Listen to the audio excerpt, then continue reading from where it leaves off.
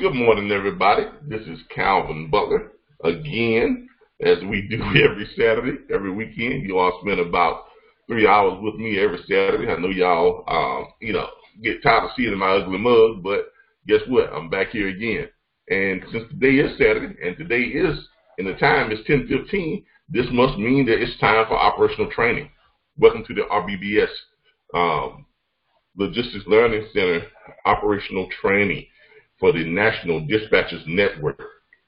Our network is we are officially over 1,000 members strong. We are 1,013 members strong to be exact. That's a lot of students. That's a lot of members.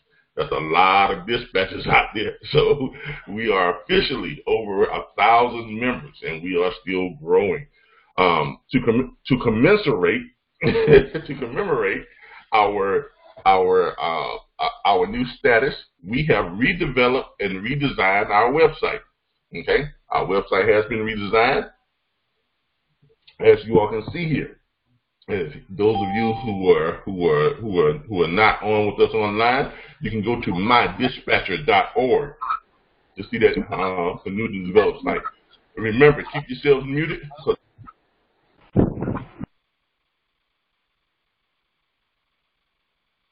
All right, remember when you come on, make sure you mute your mic, because if you don't, you're going to have a whole lot of background noise that's going to appear. It's going to be coming over to our recording that is going to kind of screw things up. Tony says, great morning to your dispatchers. Matter of fact, let's do a little roll call here. Let's welcome everybody on to our training. Miss Felicia Brown, how you doing? Nice to have you today. Mr. Kevin Evans, good morning. How are you today? German, how are you, sir? We have Mr. Freddie Mullins down there from the 949 area code. How you doing? We have Cunningham, how you doing? We have Dog One. What is that? Is that Doggy One Trucking?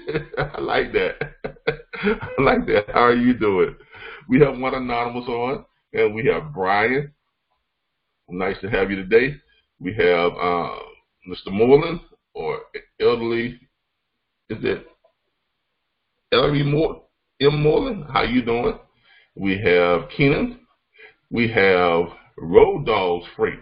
Got a lot of dog freight in this place. Got a lot of dog trucking. I mean, what's up with all the dogs in the trucking stuff there? That's the new thing now. That's your new thing. The name your thing, dog trucking and dog dispatching and things like that. To reference the dogs, I guess. Felicia Brown, Miss Wyatt, and we have the infamous Tony in the house also too. I'm pretty sure Mr. Charles Money will be joining us later. As y'all know, he's always busy, but he will be joining us later. But good morning, everybody. Thank you all. Kevin says he is well. Felicia Evan Brown says good morning. German says yes. That's what we're talking about. All right, let's get into our new site. Okay. As you all notice, we have redeveloped our site. You're looking at the redeveloped site now. We also have a new email address to give out to your carriers if they want to send something in to the dispatchers network, send it to info@mydispatchers.org. We're also going to be having another group email address for you all, and I do believe it is going to be mydispatcher.org. Dispatch@mydispatcher.org. We are trying to figure out a way to give all of you permission to access that site with email with different logins. Okay, that's what we're trying to do. We're trying to fix it where you all can access the email with different logins, which that is supposed to be possible with our new upgraded site. But we're still trying to figure it out, and we will get that figured out here probably before Monday. But if you all notice, there's a lot of new stuff in the site. We're going to go over this. All right. I'll give you a little preview of what we're going to be going over today. Today we're going to go over the new site and the operations of it and how all the tools and stuff work and how you access everything within the new site. we're also going to go over the follow-up script, because a lot of you are sending out or calling, and you're sending out the emails and you're calling, but you're not following up. Okay, and I'm gonna show you how that follow-up is really the key to getting a large number of those carriers to follow through and actually send you the dispatch agreement back. So we're going to show you all the proper way to do a follow-up call. Okay, and we are also, what else were we going to do? The site script, follow-up script, and we're going to be showing you how to find carriers. We're going to be showing you how to find carriers to pitch on the different load boards, and we're going to show you how to use Google to do that as well. Okay. First of all, let's get started. All right. New site, National Dispatchers Network. If y'all notice, our new design, new background, pretty much same verbiage, reputation built by service. On here, you all can click here where it says, and kind of play like a little preview video where we are explaining to you all, or explaining to whoever comes over to us, we are explaining to them what we actually do, as far as the training side of it. We give you a nice little video that kind of explains to you what we are doing on the training side of it. Okay, I don't know if y'all can hear that or not, but that's it right there. I'm gonna pause that. Let's pause that for a second. But as you can see, it takes you right over to that, tells you what that video is all about. Over here in the video section, on the info section, tells you what it's about. If you want to share this, you can share it. If you're going to try and get yourself some referrals, paid out a referral yesterday to someone who sent someone over. So if you're trying to get yourself some referral money, you can share this and put in there when you share it.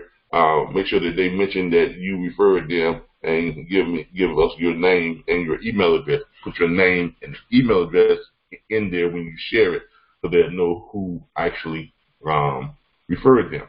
And then follow the instructions on how to do your referral.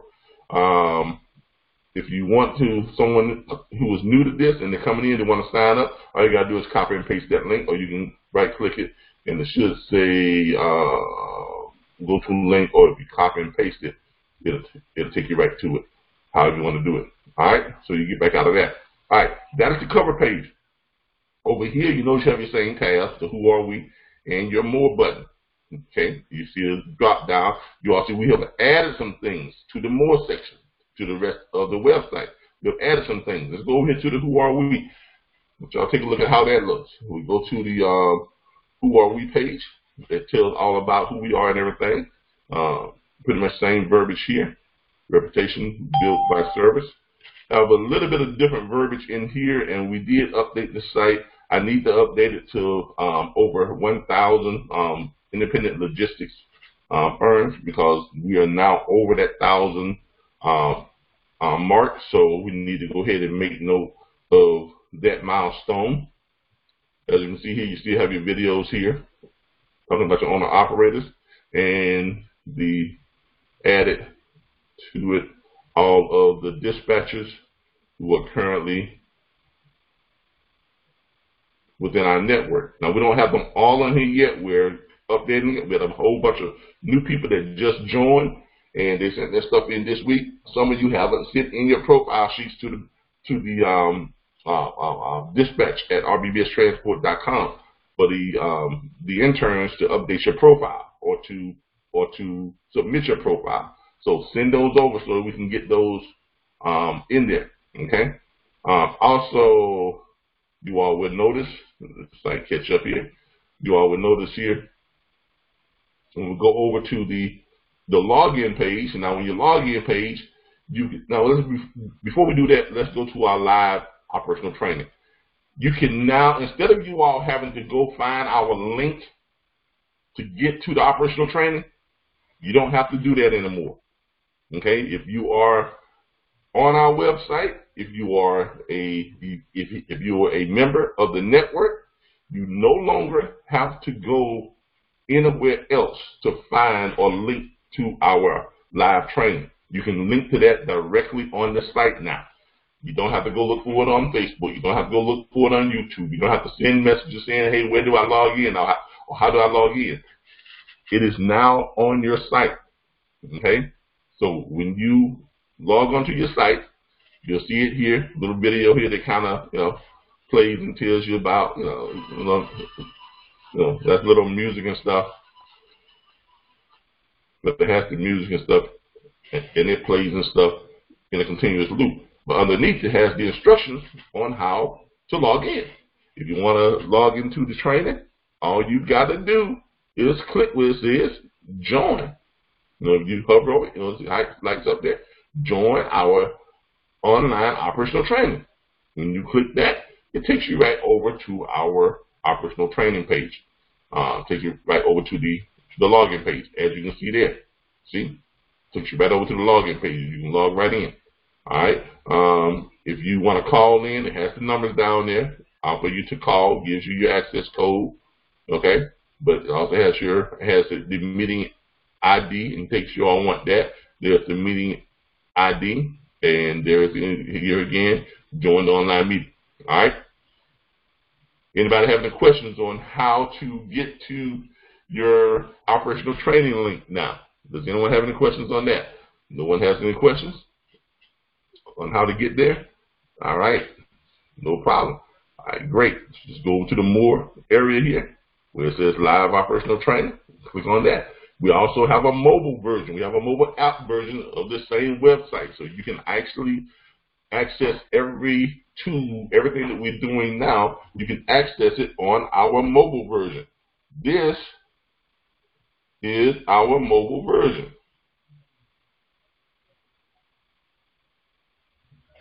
As you can see, I don't know if you all can see that. There it is. There's our mobile version right there. I don't know if y'all can see that too good or not. Let me see if I can enlarge this section of it. There we go. Enlarge that section of it, and let y'all see the mobile version. That is the mobile version of the site. I'll give y'all a real quick look at it. Some of the other stuff that we have on it. The tools and dispatchers tools and stuff. And there it is. As y'all can see. But that's your mobile version. It is a very good looking site, in case y'all didn't know. All right, let's get back to the other parts of the site. All right, let's go into the video library. Now, as you all know, now let's go into the dispatcher tools and resources. All right, dispatcher tools and resources. This is your back office area. This is the area of the site that requires a login. Okay, if you're not enrolled, you're not going to be able to get to this part of the site. If you haven't enrolled into our platform, you're not going to be able to get into this part of the site. This area is for our enrolled students only. Enrolled, you have to be enrolled, completed your test, your basic knowledge quiz, and your orientation video. And so if you're not enrolled, you won't have access to this part of the site, but we're going to show it to you. We made some upgrades in this part of the site to secure our logins and a little bit better security. We're still working on it to where we can have it to where only our members will be able to see our passwords and things. We've made it a little bit more difficult for you to see them on the videos when we broadcast them. So we've implemented some stuff that makes it, more secure. But this is your new back office. It says, welcome to your back office. This is your new back office. As you can see, when you scroll down here, you'll notice here you've got some 3D imagery. Okay, this is your tools and resources area. All right, this is your tools and resources. Now you notice when you hover over it, it pulls up and tells you there tools and resources. Or you can just click on one of the let's call it there. You notice it rotates around to different sections. But when you rotate around to the different section, if you let your cursor just hover over, it'll tell you what that section is. Search 19 million shippers. This one, you let it hang over that, it'll tell you what it is. Let it hang over for a minute, it will tell you what it is. Search freight brokers. Obviously, that's probably going to be the auto haulers. Yep. Free auto transport directory. This is XLVII Logistics.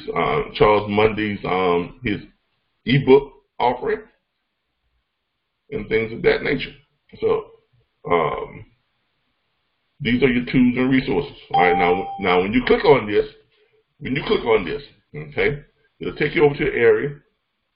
When you click on one to get it right in the middle, and you click on it, you double click it again. What happens is it's going to take you to an area here where you can actually access that particular whatever you're looking for. If you're looking for freight brokers, you're going to see it there. It tells you that's what you're looking for. Give you a little brief thing there. Search thousands of freight brokers. Click where it says go to the link, and you just click it, and it takes you right to it. Same way it always did. It'll take you right over to it. Okay? Or you can just hit your button here and go from section to section as well. That one says free auto transport directory. Here again, you click on that, it takes you right over to that page where you can start searching your auto haulers. And of course, you've got the other ones here. The main one that everyone likes on this page is going to be the search for the shippers on this particular one. Find the shippers one, but you can kind of scroll through it. There it is right there. Search 19 million shippers. Tells you right there. Standard Industrial Classification System search allows the user to search all 19 million plus domestic shippers. Click on it where it says go to link. Takes you right over there. You can put in what you're looking for. It works exactly the same way as it always has been. What you're looking for, pulls it up, bam, there it is. Pulls up all of your shippers, and you can access them by category. You click on one of those shippers, and it's going to give you all the information about that shipper, how much money they pay the carriers to move freight to certain states and things of that nature. So it's all still there exactly the way it was before. It's just a little bit more secure, and it's put to you in a little bit, it's presented a lot better. That's what I'm trying to say. It looks better. Okay. I hope you all like it. Let's go to the rest of the areas here. Let's go to the rest of the areas here and show you all what the rest of the back office site looks like. If you scroll down, you'll see where it says your agreements, forms, and documents. This is where you have your dispatch agreement, your broker, your carrier broker contract, your scripts, everything, your workflow, all that is in this section. All you got to do is when you click on it, you can click on each one of them. It'll roll them around and it'll tell you which one it is when you put it over it. That one is how much money do you need to move your truck. If that's what you want, you click on that. It's going to pull up that section for you.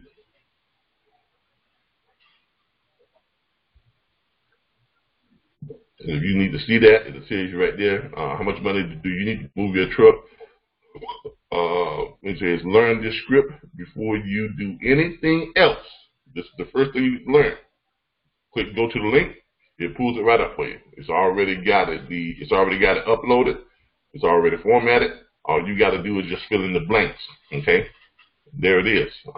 You can send this out just like it is. You can email it. Be sure you learn it so you'll know that when you call, you can recite this verbatim without having to go back and look over it, read it, and not sound so dry. Remember, people, when you all are calling people and you're pitching them, if you're sounding like a robot or if you're sounding like someone who's just still and dry, there's not very much chance you're going to convince them to agree to sign your dispatch agreement. You got to excite these people. We're going to go over that in our training phase here as soon as we finish going over the site. And I'm going to show you all how we're going to do some role playing, and we're going to show you all how that pitch should sound and how the follow-up pitch should sound. But that follow-up is very, very, very, very important. All right. Dispatch agreement is also in here. The dispatch agreement is also in here. It is one of the links that are in here. You got your follow, you got your workflow, dispatching, that's there.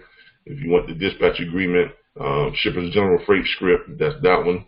And then you got your dispatch agreement, the auto haulers dealer script in the PDF, that's that one. And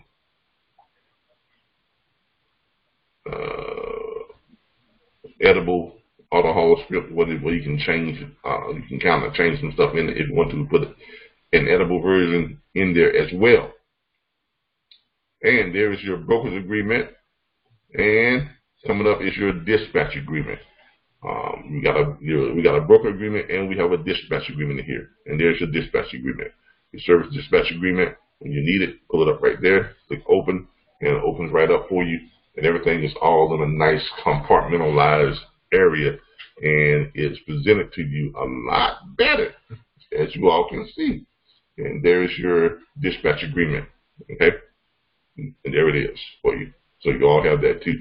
Make sure you all learn that dispatch agreement as well. Okay. All right. Now, you all are probably saying, okay, where are the load boards? Okay. The load boards are here. They are on here. And there they are right there. We have all the load boards are in this section. They're all in here. You can click on load board access. That is your header page. You can click each one of these, and it's going to roll around to a different one. This one is freight terminal. This one is obviously step deck carriers, if I'm not mistaken. Yep, that's step deck load boards. This is haul hound. This is trucker's path. We're going to click on trucker's path. Let y'all see how that works. Pulls it right up. You click on it. It's going to pull it up for you. And it's going to tell you a little bit about trucker's path. Notice here down there, there's your login information. Make sure you, it won't let you copy and paste. Okay, so you got to actually type the login information in. So write it down somewhere and type it in. Okay, we're working on a way to completely hide that all together. We'll have that done probably by the end of the week. So we'll have that done so we can hide that all together. But as you can see, it takes you right over to your load boards. You know, all you got to do is come in here and log in as a carrier, log in as a broker. One real quick thing here. Let me show you. We're going to go over this a little bit later on too. If to access the carrier search, the truck search on here, you have to click where it says truckloads for brokers. When you're looking for freight, you have to click where it says truckloads for carriers. If you click, if you're looking for trucks, truckloads for brokers, it's gonna have you sign in. You're gonna sign in with the login. We tell you the login with, and you're gonna sign in, and it's gonna show you that right there. And then you gotta actually go over here and click on where it says truck search. Click on truck search, and voila, it pulls up all the carriers that are available for load in all the states. Okay, you can go over here, you can change it by state, you can change it by equipment. You can go ahead and just click just flatbeds if that's what you want. If you don't want none other, you want to look up just flatbeds, you can look up just flatbeds. If you want to look up just reefers, those are refrigerated, you can look those up. If you want to look up just dry vans, you can look those up as well. And as you can see here, when you click on one of these, it automatically pulls up the information, tells you who that is. D. Marshall Enterprises LLC is who that is right there. He's got green lights all across the board. Now that's what you want to see. Okay, that's really that's how you get good marks as a carrier. That tells you right there that young man, D. Marshall, whoever he is, he's running the right way. He's running safe. He's running on time. He has no yellows. He has no reds. Everything is all green lighted. That's what we really want to look for with the carrier. If it's got a couple of yellows in there, that's fine too. But very seldom do you see where it says safety and operations, that's all green. A lot of times safety is yellow because just about everybody get a safety ding here or there somewhere. So Very seldom do you see safety and operations all green. Okay, they're either yellow or in the worst case they're red, which means they're unsatisfactory. But this guy is green lighted, ready to go all the way through. All right. Comfrey will be on there today. Road dogs, send me that Comfrey information again, and I'll make sure I get it on there before this weekend is out. Okay. So if you'll send it over to me, I'll make sure I get that out on there before this weekend is out. But anyway, yeah, this guy here got some good marks. Y'all better call that guy up. That's why I've been trying to sign him to a dispatch agreement because he got all good marks. Just to show you what I mean, I bet you if I click on somebody else, see that safety yellow. That's what I mean. It's very seldom you get a carrier that's got all green lights. I bet I can click on just about any of these, and it will have some type of safety gig on it. This guy's, see, yellow safety. So that's why I got excited when I saw he was all green lighted, because you're not gonna find too many carriers that's got green lights all the way down the board, especially on safety. Okay, so that says a lot for him. I don't know who that young man is, but I commend him. Okay, he's doing a good job. All right, but that's how you log onto your load boards now. Okay, that's how you access your load boards. What y'all think about the site so far? Somebody talk to me here real quick. Then you come down here, you got where it says access all operational training videos. Now, remember before you had to go to YouTube or click on a link and then it would take you over to YouTube to watch the operational training videos. Now you don't have to do that. You can click on to our navigation, or you can click here where it says access all operational training video. When you click that, it's going to take you over. It's going to take you over to the operational training video.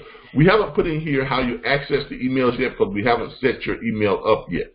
Okay, we haven't set up your emails yet, but you all do have a message center. Now you all know how to get to your message center. We sent you all the information that we send you all when you create your back office site. When you create your back office login, you get your message center where you can send messages to myself or to any member of the network that is joining our network. That's going to be in your message center. Okay, those messages you all get from me and and my staff. Those messages you all get that's telling you all about your commissions and your things like that. Your receipts that we send you all. That's where you send that stuff back to, or you can go log in and you can go to the message center when you log in to message your site. Just type in WIX. Wix.com, I think, is how you get to your message center.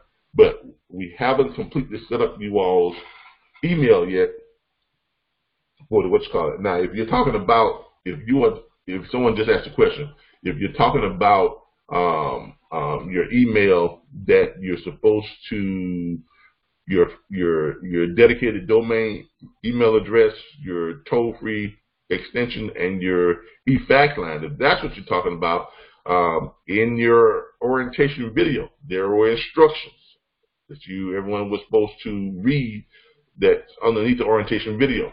There are instructions that tells you how to submit and where to submit your profile form to get your emails, and we don't send those back out until Friday. If you submit them to us by Thursday, you get them back on Friday. If you submit them to us on Friday, you're gonna get them back the next Friday. If you send them to us on Monday, Tuesday, Wednesday, you're gonna get them on Friday. And so Friday is the only time you get those back. So that should squash all the questions about when do I get my email back. You get them back on Fridays when you send them into the proper area. Kimberly says, Felicia says, I love the site, simple and easy. Kimberly says, I have the email. I just wanted to check to see if I can make sure it works. Send somebody an email and see if they send you something back. That's one way to make sure it works. Okay. I'm pretty sure it does work. Contact me anytime, Monday through Friday.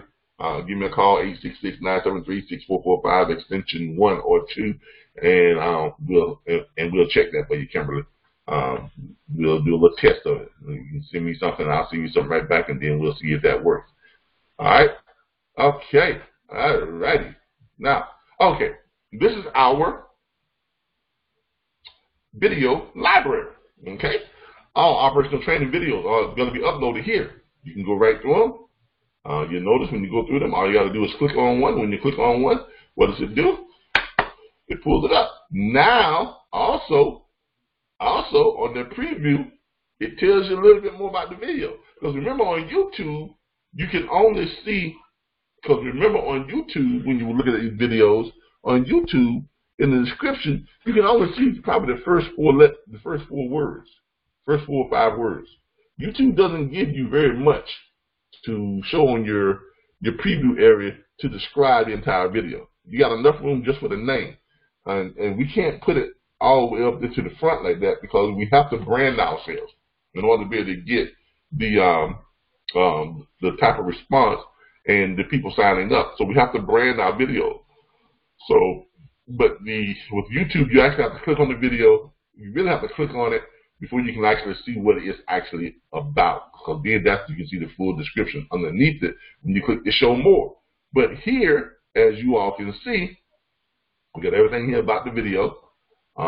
Even on the preview area here, you get a lot more about the video. Like this one says right here, and you can click, you can just hover your thing over it and it tells you what number it is just by hovering. RBBS LLC Operational Training number 43. Is no 33. Yeah, 43. I'm sorry. Yeah, 43. And then you can go down here and you see where it says the largest network of independent dispatchers in the industry. Different things that say about each video, or you can just click on it. Like this one says, getting back to the basics is the key to constant performance. Our students are now earning twice as much on load booking, so you know what that's kind of about. The largest network of independent dispatchers, know what that's kind of about. So now we've got it done, so you won't have to leave the site to watch your videos. We have the operational training videos. We have our branding videos, which is basically our promo ads. We have all those in here. And we have our lifestyle of logistics entrepreneur. And that's just basically some videos that I took and, kind of show you what this business can bring you.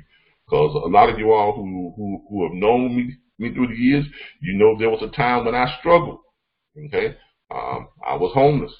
Most of you all know my story. I was homeless for almost 18 months. Started my first business at the homeless shelter. There's a whole series, about it online, Diaries of a Homeless Entrepreneur. So I kind of give you all a kind of look at how this business can change your life and what it can do for you. So those are all the videos. You got some stuff here that shows you how you can operate this from just about anywhere. Because back before before we had a huge network, I was going to places like McDonald's and, at the gym, the fitness center, and I would basically just plug in, after I get through working out and book some freight. If I was at a restaurant or whatever the case may be, like a Starbucks or something, and I would plug in and book some freight. And, same thing at the mall food court, plug in, book freight. And you don't need a whole lot. Because remember, I was homeless when I started. Back in the day, I was homeless. So you don't need a whole lot nowadays to actually run a business. Okay? Used to be a time it cost about $50,000 just to start a business. Okay? About 50 grand just to even think about starting a business. Now you can start a business with 50 cents. How do you not? You can start a business with 50 cents. You can build your websites free of charge if you do a little research on it. Okay? You can advertise and brand yourself free on Facebook, LinkedIn, up to the whole world. They even got a way for you to collect money through Square. Cost you no money up front to download and sign on with Square, and you can take credit card payments. I mean, come on, you can do your invoicing, you can set up a whole back office area, you can transfer funds from your bank account, you can even set up an account with Square Capital, so when you start earning money, they will grant you advance loans. I mean, come on. It doesn't take anything to start a business or to run a business nowadays. Okay? So no excuses. No excuses. All right. All right. But that's our video library. Okay? And that is pretty much our site. Okay? Any questions on the configuration of the site, anything that you all may have problems with, or anything that you don't like about it, if you have any questions, now's the time to ask that about the site. If there's no questions, we're going to go on to some training here.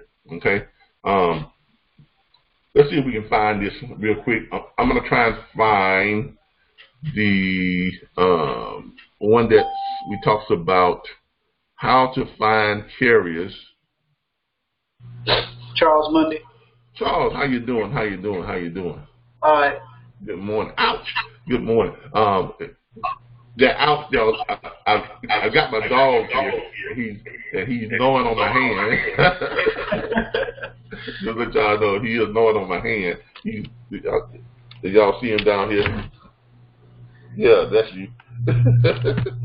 He's down here gnawing on my hand. So, the dogs are like kids, and they want attention too. But anyway, let's go into some training here. Let's go back to our back office here, and let's do a little training. Go back here to our back office, and let's do some training here. All right. We were talking about a few weeks ago. Okay. Matter of fact, let me find the video. We were talking about a few weeks ago about how to find carriers. And one of the ways that we was telling you how to find mass number carriers was through Google. Okay? Does anybody remember the phrase that we use to find carriers through Google? Because remember, the thing about Google is what? Asking the right questions. Okay? Does anybody? AJ, that hurts. Why you biting on my hand? That really does hurt. All right. Does anybody remember that phrase? Does anybody remember the phrase when you find carriers through Google? Okay. Nobody remembers that phrase? Nobody remembers that phrase. Okay. I do. All right. Talk to me. Don't keep it to yourself.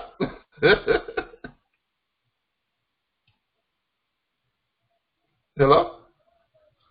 Hello? What happened? She came on and said, I do, and then left. What happened? All right. Who was that? Can y'all still hear me? Hello? That was me, Calvin. Okay. I remember you saying that about right. And who is me? Denise Bracken. Thank you. There we go, Miss Brackens. Okay. All right. So, and what was that phrase? I just remember you saying that we could find carriers through Google. Okay. All right. All right. Well, let's see if we can find that. Let's see if we can find that phrase here. I know we was putting in the phrase. I think it was independent freight carriers. Yeah. All right. The phrase to find the carriers is this phrase right here. Okay. You're gonna have to do and because remember everything about Google is finding the right what's called. All right. I'm gonna put this up for you all. No, not local truck companies. I think it's independent. It might be local, but let's try them both. Let's try them both. I thought it was independent, but you're right. It might be local. Let's try the independent first and see what happens. Okay. In Alabama, You know what? I think you might be right. I think it might be local. So if you do this right here, and you click on that right there, see, that gives you a kind of a limited view. But let's try the local. Let's see what it says. You might be right. Ouch! AJ, now that hurt. he just dug his claws in my leg. He is so sorry for attention. That really hurt. All right. I know you want to play. All right, you're right. Okay, I was wrong. You are right. It is local. It is local freight carriers in whatever state you want to put. So, y'all know that Kevin says he can't hear me. Can everyone else hear me? Okay. Can everyone else hear me? Yes. All right. Kevin, I don't know what's going on. Yes. Okay. Kevin, I don't know what's going on. You might need to check your mic there. I don't know why you can't hear me. Everyone else can hear me. Okay. So obviously there's something on your end. But yeah, Tony was right. Tony Watch was exactly right. It is local trucking companies in whatever state you desire. That's exactly right. So you put in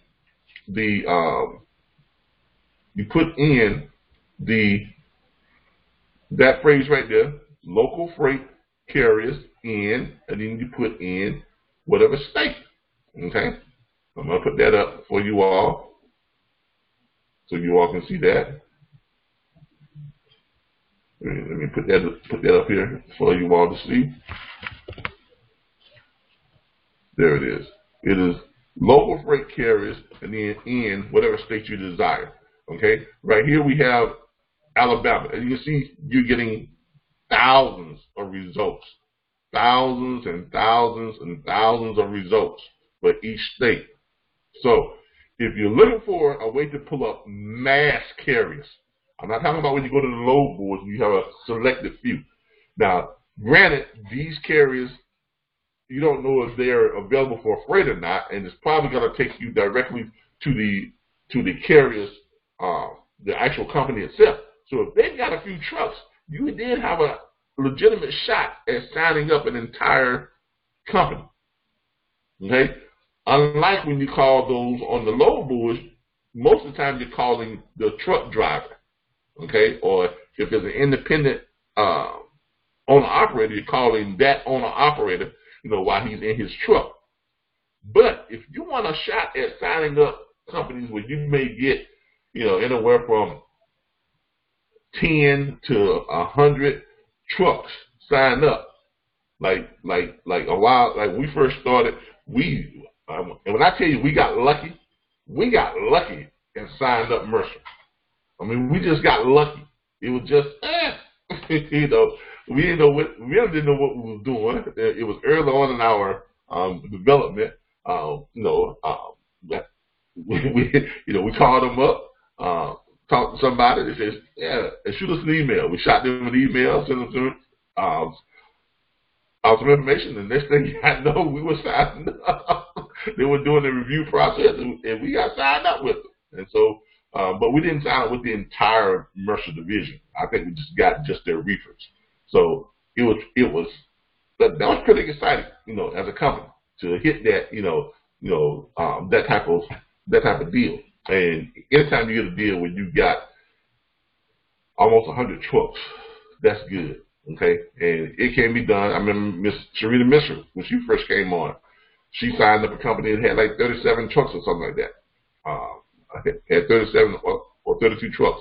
So, and I think she had only been with us for about 3 weeks.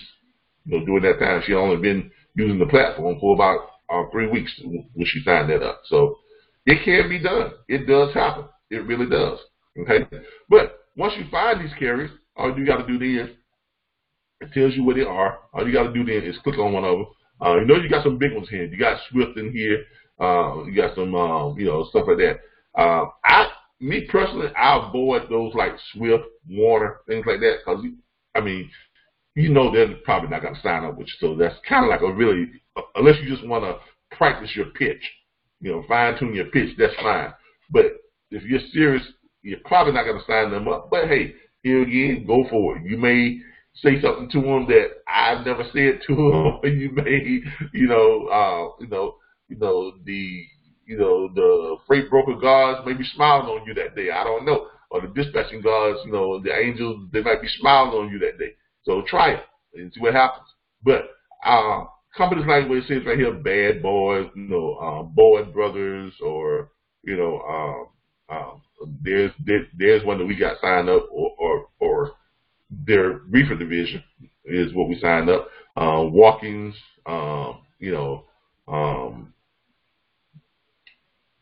you can look through them and kind of look at the ones, Moving Iron, YRC, like Elroy Truck Lines. Some of these are smaller to mid-sized type trucking companies. Call them up, see what happens. Now, here's another approach that you all may not have tried. Sometimes when you call up these big carriers, remember, a lot of these big carriers, they don't own those trucks. They have the authority, and then the person who owns the truck is leased on with them, or they have signed on to the authority, but they don't own the truck. There's actually an owner-operator that actually owns that truck. So when you're calling the company, you may ask them that, and they may say, well, ask them this. Well, you think any of your owner-operators may be interested in what we have to offer? Now, if you pitch that right, it's hard for them to say, no, our owner-operators won't be interested in that type of service. If you pitch that right, they'll probably say, well, yeah, I think we have a lot of owner-operators that might be interested in that. Well, do you mind sending us a list, or can we send you some information that you can send out to your owner-operators? Who knows? They may give you a list of their owner-operators, and that list will contain their contact information. So, but you're not going to know until you ask. Or at the very least, they may say, yeah, send us some information and we'll disperse it out to all of our owner-operators. And then you may start help yourself to generate some calls that are coming in to you to sign them up for trucks, for your dispatch agreement. Okay? So that may work as well too. Let me put him in because he's a little bit too needy for attention. Okay? All right, there we go. But that may work for you as well too, so try that sometime. Okay? Try that sometime. But for those of you who are looking for carriers, this is how you find them. If you really want to find carriers, this is how you do it.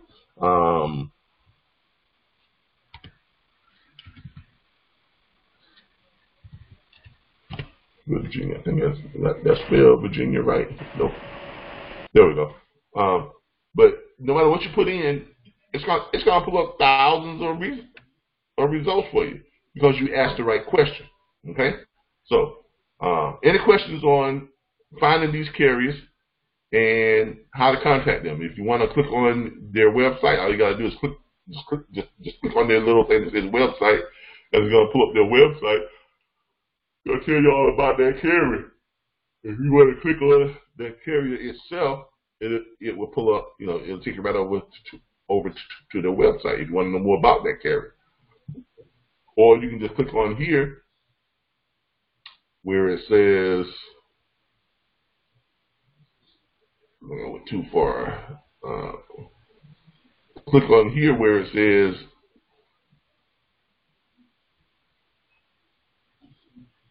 click right there where it says on the carrier itself.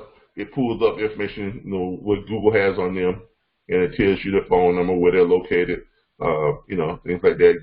It has their ratings there, has what people have said about that company. So you get a pretty good understanding of who they are and if this is the type of carrier you want to contact or not. So, but you can look at it and tell that's a small operation there. That's their big, that's their company. They're a very small operation, and so because they are a very small operation, they're not going to be ranked very high, as you can see there. So you can tell that they are a very small operation. So, and you can kind of do some background work to see how that works for you. Is it better to email a carrier or call? Call. I see Charles Bunny jump right in on that in all caps. Charles, you want to tell them why it's better to,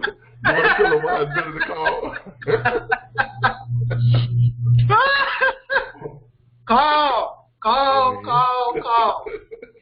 All right, but those of you who don't know, and I tell this story just about all the time, but those of you who don't know, since you asked that question, I assume you haven't heard the story of how the infamous, the very famous, the all freight booking god himself, Charles Mundy, started out. Okay? Yeah, y'all know Charles Mundy, he books on average 6 to 8 loads per day now. Sometimes he's booking 12, 13 loads a day, 27 to 32 loads per week.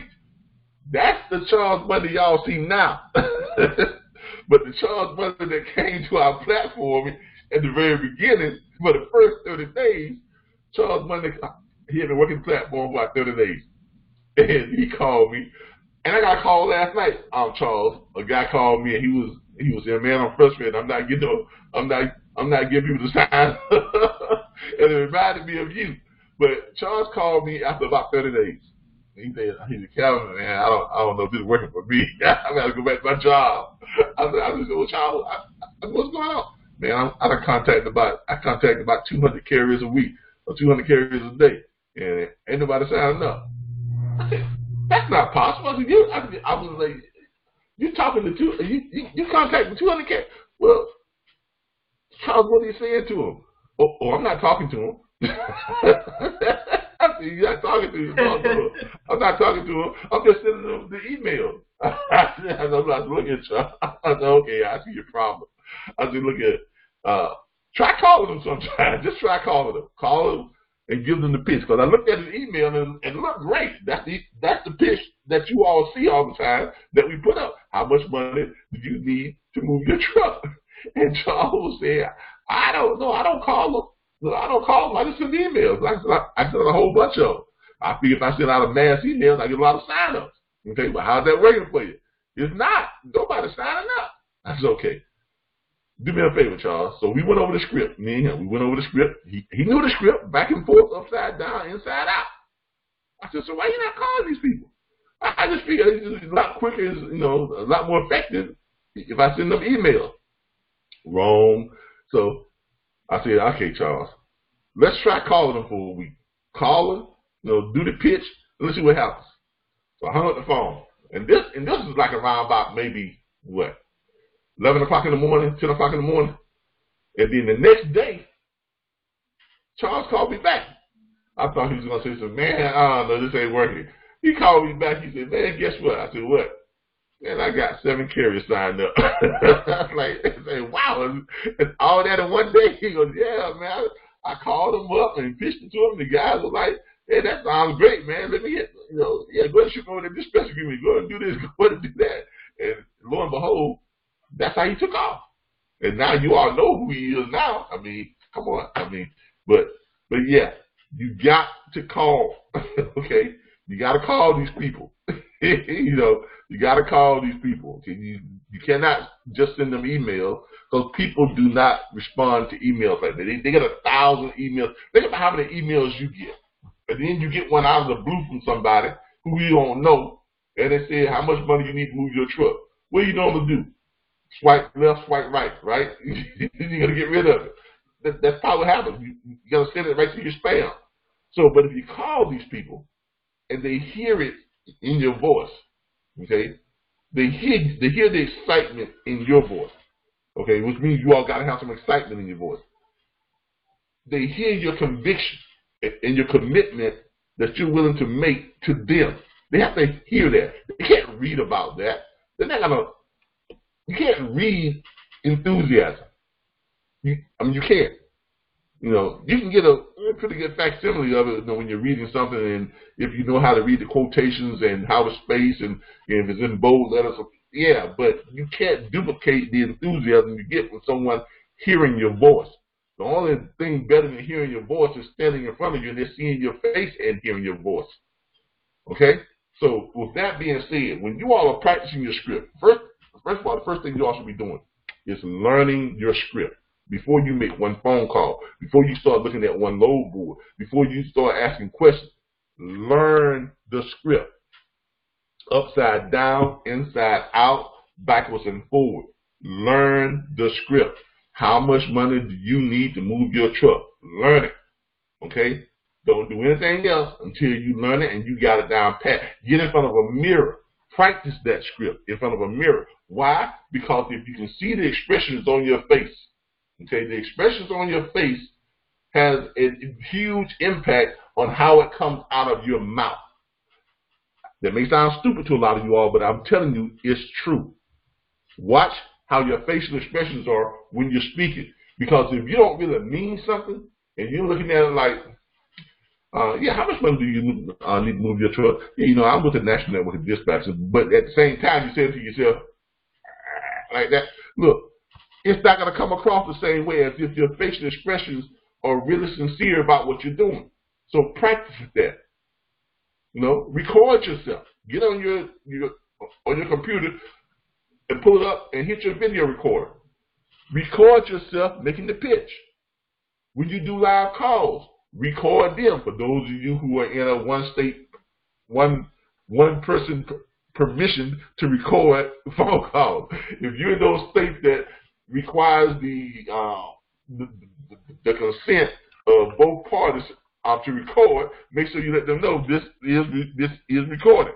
But Florida, California, Washington D.C., District of Columbia, Maryland, places like that, all you need is one person. I don't need under consent to record a call that you either made to me or that I call to you. Okay, remember that. Okay, but check with your state to find out which type of state you're in and what they allow us for with recording phone calls. Okay, all right. But yeah, you gotta call. You gotta call. You gotta call. Tony says it works eventually if you pitch them right. Stay motivated. Fight your fears. Tony is exactly right. He is exactly right. Fight your fears. Okay? Learn to pitch. Charles Money just said success is on the other side of fear. It really is. Now, and here's the thing about it is, right now, I'm going to go here. I used to tell y'all this all the time, but I haven't told y'all this in a while. I'm giving everybody who is in our platform, I'm giving you permission right now. I'm giving you permission right now to go ahead and make 5 phone calls and just screw them up. Just F them up. Just screw up 5 phone calls. I mean, just out the gate, screw them up. I'm giving you permission. You know why? Because once you've done that, guess what? You've already done that. Now, you will no longer say, I'm afraid of making my first phone call. I'm afraid of screwing up. So guess what? You done that already. So you got to worry about it no more. You done it. Get over it, do it, and get on with making phone calls. And be positive when you do your pitch. All right. All right. Let's do some role play. Hey, Calvin. Yeah, go ahead. Hey, before you do that, this is Darius Turner. Okay, I want to share a carrier database that will blow everybody's mind right now. If you can type this website in to show on the screen, you're going to see what I'm talking about. And are you on the phone? Yeah, I'm on my phone. Okay, one moment. What is it? It's called Quick Transport Solutions with an S.com. You won't need to look at Trucker Path anymore once you see this database. All right. You're part of our network, right? Yeah. I was talking to you yesterday. You said, you got so many people calling you don't remember. Yeah. All right. Yeah. Quick Transport Solutions. Yeah, Quick Transport Solutions.com. I was the one that told you about U-Ship's payment terms changing. Yeah, I remember. Yeah, I got you now. All right, let's copy that real quick. Yeah, there it is. Charles Money, he quick on that typing. Y'all see how quick he got that up? All right, let's click on that. Let's see what we got. Quick Transport Solutions. See, Charles Money is real quick on his typing, as y'all can see. All right. Okay, so this is where you go to find marketplace for trucking companies, truck drivers, shippers, and freight brokers. That's in our back office, Cap. Okay. Well, this is in the back office? Yeah, it's in what, a 91 low. Oh, the 901 preload boards? Okay, yeah. All right. Okay, yeah, because I didn't see it. Yeah, you probably saw it, but this is my first time seeing it. Yeah, because we give y'all access to the 901 preload boards, and this is one of the ones that you already have access to. Like I said, now that goes to prove great work, by the way. Great work, by the way. But this goes to prove just what I was telling y'all. In that 901 preload boards, yes, are there some in there that ain't worth a damn? Yes. Are there some in there that's so-so? Yes. But there's also some in there that are awesome. Just like he just said, it's going to blow you away. But this is in that 901 preload board. So for those of you who are asleep on that 901 preload board, wake the hell up. Okay? This is your alarm clock. Okay? Okay? You kind of like go through that real quick, Calvin, so they can see. Yeah. This is your alarm clock. For those of you who are asleep, wake the hell up. All right. Let's see here. You got a load board, like a home page. You know, it's pretty much, you know, everything it tells you over here. You got different areas. Tells you what each area is about. Quick TSI load board. You got the trucking companies. You can find trucking companies. It looks like here they got the medical examiners, if you need to find that. Truck driver jobs. So if you got carriers calling you and say, hey, I'm thinking about becoming a truck driver, whatever the case may be. All right, if you become a truck driver, I can send you over to a place where you can get on with someone. But do me a favor. Once you get rolling, sign me up as your dispatcher, and I'll find you some freight. All right. Freight factoring companies, connect with them. People always ask me about freight factoring companies. Looks like they got an area over here where you can view the brokers, where you can click on it and view brokers. So let's click that real quick. Look at this. Wow, this is pretty good. You got all the brokers in here. All you got to do is click on them, and you can probably Texas freight brokers, Tennessee freight brokers. They got them here by list, by name. You know, hey, he's right. This is an awesome site, man. I mean, you can call the. I wanted you to cover the carrier part, how you search for the carriers, because there's a lot of stuff on there. I mean, it brings up a lot of information on these carriers. Okay, U.S. trucking companies, Canada trucking companies, Mexico trucking companies. All right, let's click the U.S. Obvious here. Look at this, Alabama trucking company. You know what? I'm gonna tell you what they've done here, and I like the way they did it. You see how they got their state? You see how they got the map there? And I hope everyone sees this. Y'all can still see this, right? Hello? Yeah. All right. You see, all right. You see how they have the map here? Now, watch what I tell you. I guarantee you what they've done, they've taken what they got off of Google and they put it into a very much more pleasing to the eye demonstration. So let's click on this. And they take you through it. Select the city. Oh, and then they got it broken down by city. That's pretty good. I like that. They got it broken down by city. Let's look at Allentown, Georgia. In Allentown, Georgia, it gives you some carriers. Allentown, trucking company. Now, Allentown ain't that big, y'all. I'm just letting y'all know. So, if you're here saying, well, I don't see a whole bunch of trucking companies in Allentown. Well, Allentown is not that big. Let's just go to like a big city, Atlanta. Where's Atlanta at? They gotta have Atlanta on here. There it is, right there, Atlanta. All right, Atlanta. All right. You can see you got a lot more trucking companies. A lot more trucking companies in Atlanta. And look at this. Let's just pick one at random here. It gives you their name, who the company is, where they're located at. Atlanta, Georgia, number of trucks they have. This driver here probably has like maybe one truck, whatever it may be. All of them says 0 trucks, 0 drivers. Let's see here once I click onto it. Probably just don't give you all that information. Let's click onto it and see what happens. You click onto it, it pulls them up. total number of trucks don't give you that much information. They're pulling up what they're doing is they're pulling up the information that you can get online, but you have to go to a whole bunch of different places just to find this stuff. They've done it and they combine them all into one particular. Calvin, actually, it has a section on there where you can narrow it down by how many trucks you're looking at. It'll say like 1 to 5, 1 to 30, and then it also shows you a part where you can select the commodities that you're looking for to haul.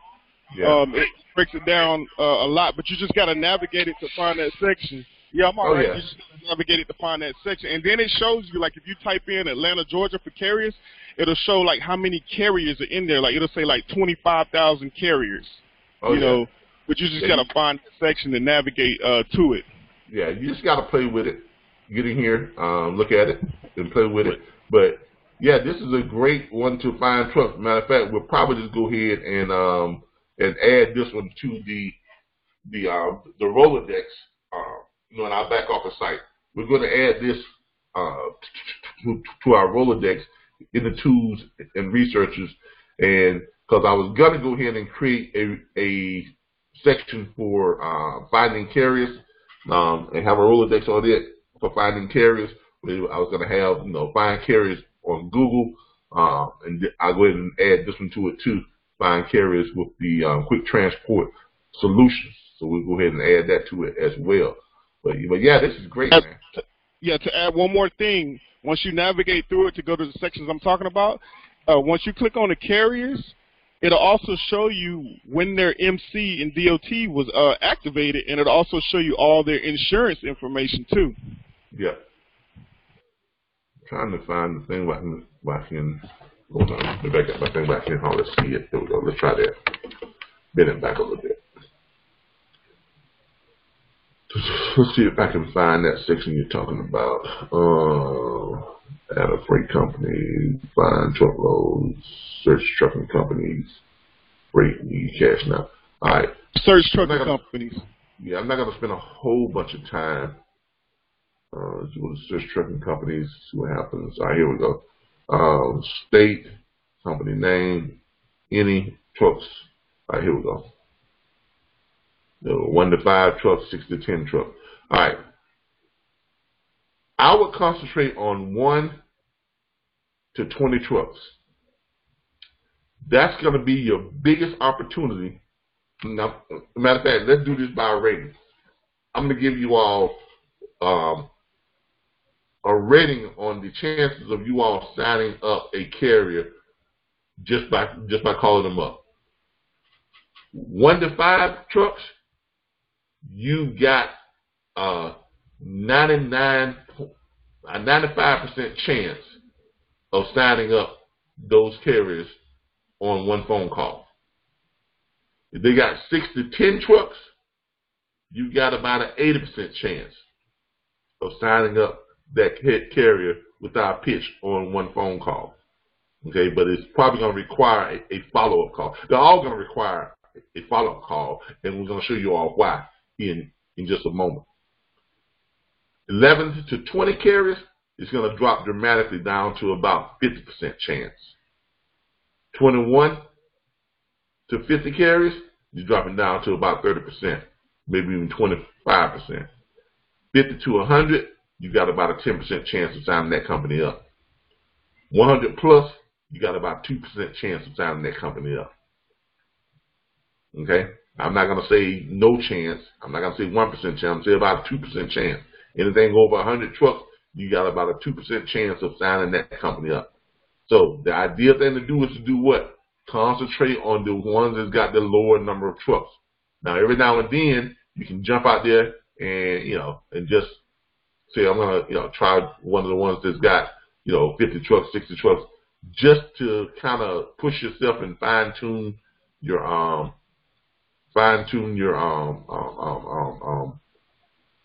your pitch, and just to see how it's going to play out for you. You can do that. You put in the, all right, here we go. There it is.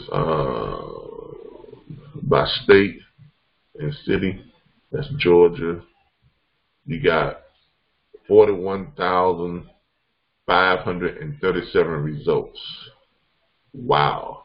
Now that's the number of carriers in the state of Georgia that has 1 to 5 trucks. Just so y'all know. Okay, I'm just looking at trucking company search results, search by state or city, page 1 of 41,000. Okay, Calvin, click on that part where it says click here to select cargo hauled. It's right at the top. You see it? No, keep going down a little bit, left. It's in blue. It'll say click here. Keep going up a little bit. Like move your mouse right there. Yeah. That's when you select like frozen for reefer and stuff like that. Okay. Yeah, this is pretty good. Yeah, produce, general freight, household. You all don't do household, okay? Because you actually need a special kind of bond to even dispatch household. You can't even dispatch household type move. You can't move homes.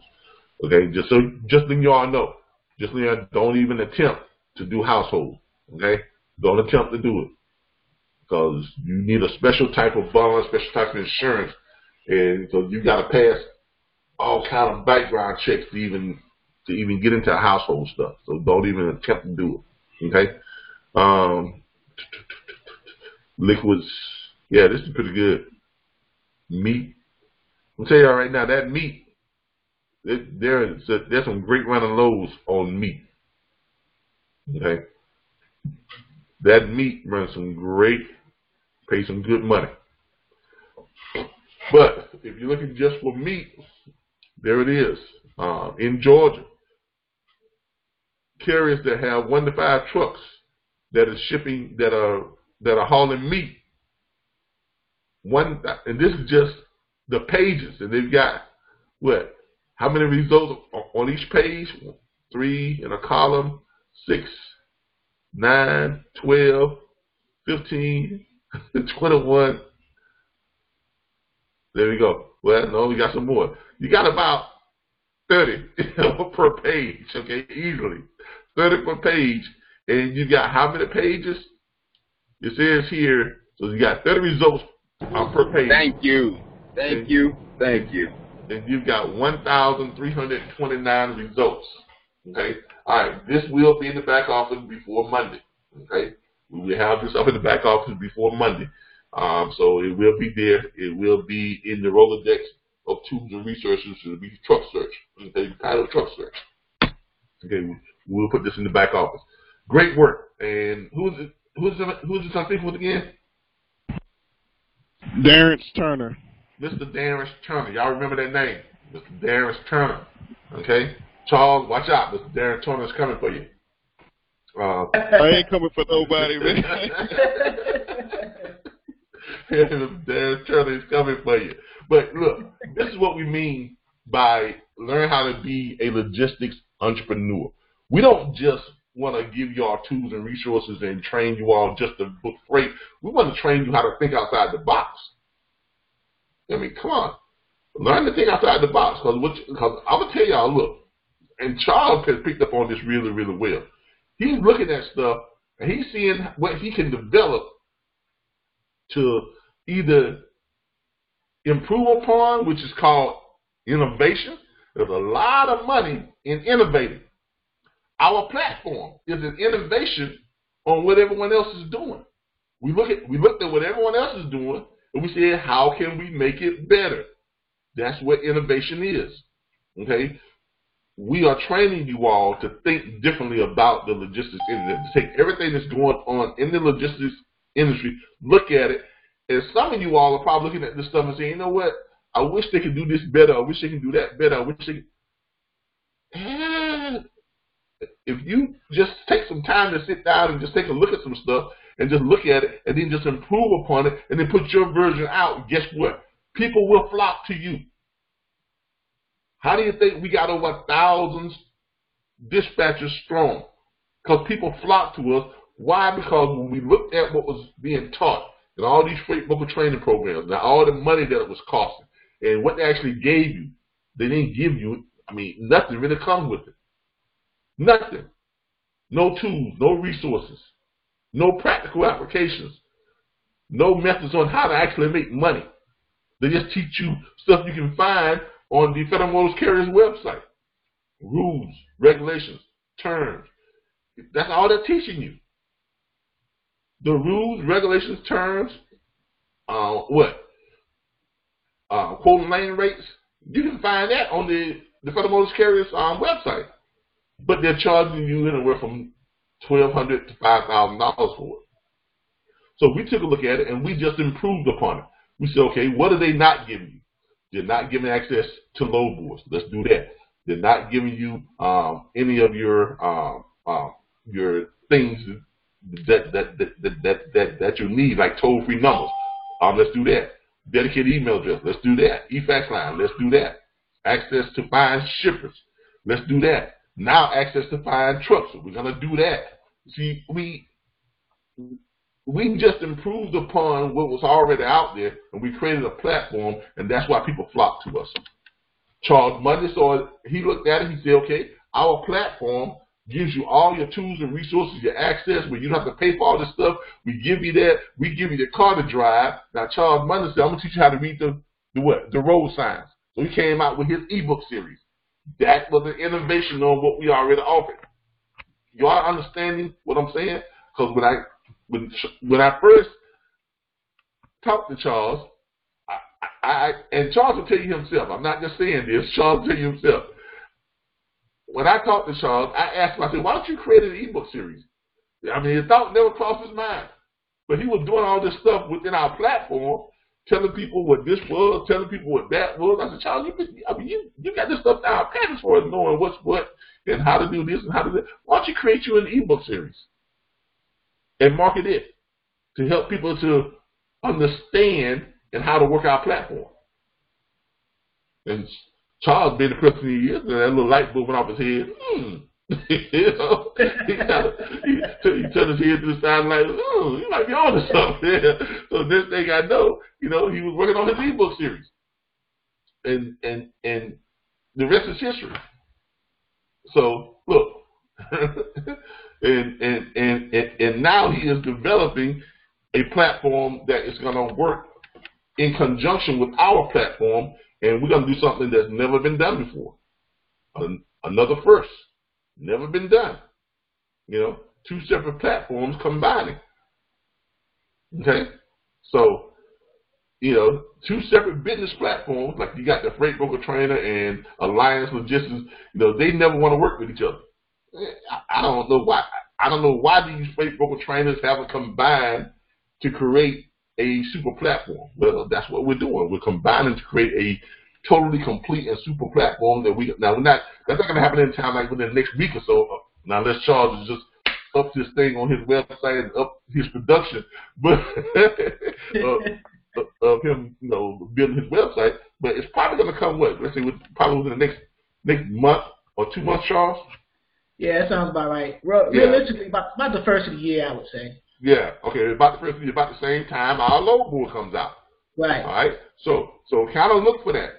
Look for the merger of the two platforms, and we're going to be bringing you all like a super platform. And it's not going to be $1,000 or anything like that. No, you'll still be able to get his platform and get my platform separately if you want that. But it's going to run you a little bit more if you get them separately. It's going to run you like they are now, $349, and then we'll probably offer them both at probably like a $499. It'll be under $500, you know, something like that. Where you can get them both. You know, and you'll see how they work in with each other to help you understand everything. And because his platform is a little bit more of understanding or plugging in or connecting the dots. Our platform is more providing you access, tools, resources, training, networking. I think his platform will also offer consulting on demand, right, Charles? That is correct. Where you can call, or you can go on Facebook and you can send him a thing. Hey, I like to schedule a consulting with you, or hey, text and say, hey, I need some, you know, some spot training, like in the next 10 minutes. And you call them up, and you can do the consulting on demand. So, you know, which we don't provide that type of stuff. We provide you all with a chat group where you can go there and kind of consult with each other, and then y'all can catch me when you can. But on Saturdays is your time to ask me questions and consult with me on Saturdays. But I try to consult with as many of y'all as I can, but our platform is just too huge. So he's creating a platform that kind of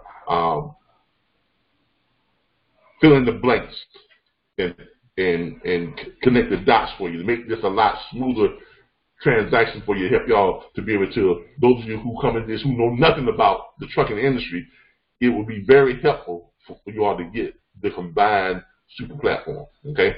But anyway, that's where we're going with that. All right. Thank you, Mr. Turner. Thank you, Mr. Turner. Thank you, Mr. Turner. Thank you, everybody. Charles says great idea. But yeah, this will be in our Rolodex, our back office Rolodex. This will be in our back office Rolodex. Okay? Definitely will be in our back office Rolodex. All right. All right. Thanks again. That was great. But this will be in our back office Rolodex, and it will be here where it says tools and resources. And it may also appear again in load boards.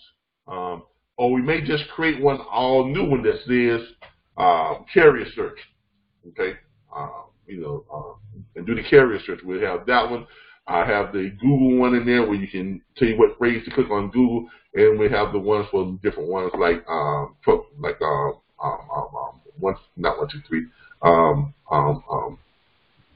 Truckers Path and things like that. All right. Kimberly says, do we provide for straight trucks? For those of you who are not looking. Charles says rarely. I say never. Okay. And the reason why I say that is this, you all are here to make money. And there's some things that you don't want to waste your time on. Okay. I'm not trying to be rude to some of the carriers and things like that. But there's some things you don't waste your time on. I don't waste time with hot shots. I just don't. Okay? I don't waste time with hot shots because they're limited on where they can go, what they can pull, how much they can pull, all that type of stuff. And it's going to be a headache trying to find freight for them. I don't waste time with straight trucks or box trucks or splinter vans, or I don't waste time with any of those. I don't contact them. I don't pitch them. I don't, no. Don't waste time on it. I mean, I don't. Now, Charles may decide, he can do it because he may have a special knack for doing that or a way to streamline that process. But in generally speaking, this is a numbers game. This is a numbers game. What you all have to do is get as many carriers, let me take that back, as many hungry carriers that want to run, okay? As many hungry carriers as you can sign up to your dispatch agreement, and those carriers have to be the type of carriers that there is an abundance of freight out there for. Like there is too much freight for reefers, okay? There's a shortage on carriers to run refrigerated loads. There's a shortage on carriers to run flatbed loads. There's a shortage on carriers to run dry van loads. There is not a shortage on carriers to run hot shot loads or straight truck loads or splinter van loads. It's almost the opposite way around. There's too many trucks and not enough freight for that type of stuff. But for those three right there, reefers, flatbed, dry vans, and the auto hauls, there is way too much freight and not enough carriers to run it. So that's the area you want to stay in. Why? Because it's like it's like shooting duck with a scatter gun. The dog go out there and chase the ducks up. You ain't even got to aim. You just hold your gun up and shoot. You're going to hit about 4 or 5 of them. Okay? That's what it's like. So that's why I only deal with those. Okay. Another thing you all have to look at this. I had someone call me last week, and I had a consult with them. I'm not gonna call them names because they may not want their name called. if they're on here, you want to jump right in and verify what I'm saying, knock yourself out. But I'm not gonna call you out like that. There were a group of people because they came on as a group, and they were one of our new students. They had signed on this carrier, and this carrier was basically he was jacking them around because he had a dedicated lane already going one way. He wanted them to find him backhauls, but here's the thing: he wanted them to find him backhauls that pretty much equal to what he was getting on his dedicated. Now, your dedicated is your money load. That's your money lane. Like if you're running from the Midwest down to Florida, like we got something that's running from Midwest down to Florida and down to Georgia, break it down meat, Omaha steaks and all that type of stuff. From Lexington, from out there in New Mexico and places like that. But they're bringing that stuff down from the Midwest, right? Up there in Nebraska and stuff, but they're bringing it down to Florida. Those carriers will make one run down, and it takes them pretty much the whole week, to get down from there to here, because they've got about 5 to 7 stops. They're either going to have 2 drops, 3 pickups, or 3 drops, 4 pickups on the way down. You see what I'm saying? So they'll load up, they'll drop half their load or a quarter of their load, then they go coming down, they'll pick up more stuff, then they'll go down, they'll drop another quarter of their load or half the load, or drop all their load there, then they'll pick up something else, full load, but they're running all the way down to Florida to service the restaurants down here on the coast and stuff like that. All right. That may take them a week to run that load, but that pays like minimum $7,500, sometimes $9,000, close to $10,000, just for running that 1 week down. Okay, that's running from down, and that's going to be about sometimes 1,800, 1,800-mile run. So that's pretty good. That's pretty good money. Pretty good money. 7,500, 1,800 miles, 10,000 between $7,500 and $10,000. Okay, that's what that pays. Okay, that's a dedicated one-way down. Okay, now that's your money load.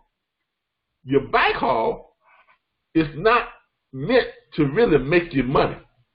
Your backhaul is just meant to stop you from losing money. When you're on a dedicated, when you got a carrier that's running a dedicated lane one way, that is his money lane. Your job is just to find him something so he can get back to his money pickup. It is,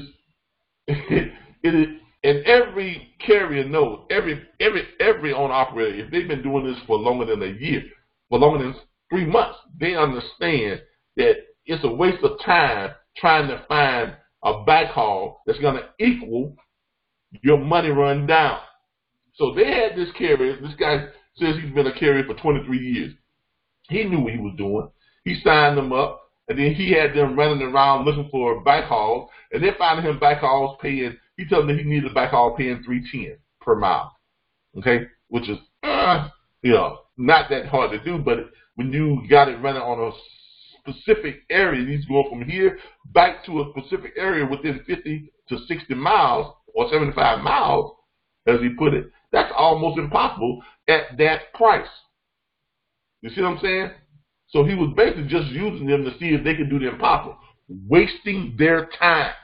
That's all he was doing, wasting their time, because they was finding him loads that was paying $3.10, $3.20, sometimes $4 per mile, but it was just outside of that 75-mile range or that 50-mile range or whatever it was he wanted to go back to. He said, I can't do that. I don't want that. I don't want that. That guy was just jacking them around.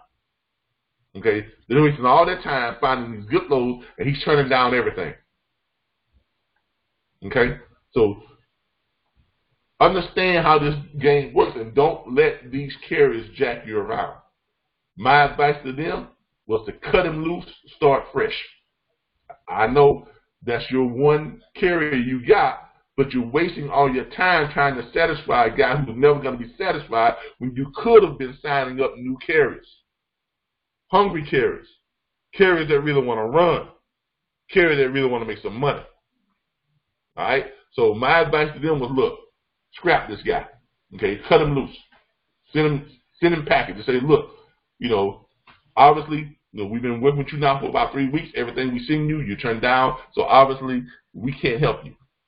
All right. When you get more realistic, give us a call back. We'll be able to help you, because you got a nice dedicated run, but you want us to find you loads that equals your dedicated run down. Come on, man. I've been in this long enough to know that dog ain't gonna hunt. Okay, that's a lazy hound dog. He ain't gonna hunt. You ain't gonna find that. Okay, so let's leave that alone. All right. Now, I agree. Yeah, but my advice was, cut him loose. And then refocus. Don't just cut them loose, but you cut them loose and you regroup and you refocus.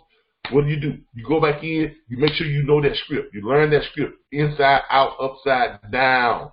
Learn the script. You learn your dispatch agreement. Read your dispatch agreement. Learn it inside, up, out there. Know everything that comes with it. Know how they're going to be billed. Know how they're going to be invoiced. So they're going to ask those questions. Learn it inside, up, down, all around. Learn it. Okay? Then you start making phone calls. You start making phone calls, and you're doing what? Now you're being choosy. Be picky as to the type of carrier you want to bring on. Don't just sign up carriers just because you can sign up a carrier. Yeah, you'll find a lot of hotshots that want to sign up, but you ain't going to be able to find no freight for them. Okay? Sign up the carriers that want to make money. So when you call up a carrier, and you're asking them questions like, how many miles you want to run, where you want to run, this is that. Be kind of choosy about the carrier you sign up. Find out if they want to make money. Ain't no harm in asking that. I mean, if you call up a carrier and you say to them, now let me ask you a couple of questions. First of all, how much money do you need to move your truck? And the second question is, do you want to make some good money? Carriers will appreciate that. They will appreciate that. So add that to your script. How much money do you want? How much money do you need to move your truck? And do you want to make some good money? Okay. Now, if they say, yeah, I want to make some good money. Okay. Are you willing to run? Yeah, man, I run. Okay. Also, good thing, another good point. Contact team driving carriers. Why? Because they run long hauls. Most team drivers, they don't have a preference of where they're going. They just want to run long, and they usually run long for a while. When they go out, they usually stay out for 4, sometimes 5 weeks before they come back to their own spot. So find you some carriers that want to run, some team haulers. Why? Because those team haulers are going to be running what? 3,000, 2,800, 3,000, and 3,500 miles on average. On average. If you got a 3,500 mile run that's paying $3 per mile, what is that? People, talk to me. If you got a $3 per mile run, or even a $2.80 per mile run, and it's 3,500 miles or 3,200 miles, somebody talk to me. Tell me what that is. Somebody talk to me and tell me what that is. Somebody talk to me and tell me what that is. Let's see what we got here. We got, where is my, 60? Exactly. That's a lot of money. Now, if you got that kind of load that pay that, and your 10% is what? $890. Let's see, $896. You see what I'm saying? So if you got yourself a couple of team drivers that you sign up, guess what? You're gonna make some money. Now, that $897 is probably gonna be all that's gonna get for that week, but you find them back all back, and that's good solid money every week from that team. Okay? So find your a mixture of team drivers and single drivers, and just roll with it, man. Roll with it. Okay? All right. What else we got here? But let's go over the reasons why you need that follow-up call. Now, most of y'all know the script. You can go back to number 43 and 44 and see us do the script. We can do the script. I need someone to volunteer. I need a volunteer for some role playing. Who's going to volunteer today?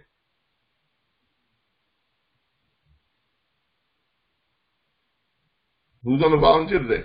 Does anybody want to volunteer? Don't get the same person. Tony, I know you're a volunteer. I don't want you. Charles, I know you're a volunteer. I don't want you. I want somebody new. Am I going to have to pick somebody? All right, I'm going to pick somebody. Let's do the little dun dun dun. We're rolling the spin dice here. Dun dun dun dun dun dun dun dun dun dun dun. Kimberly, you on here today?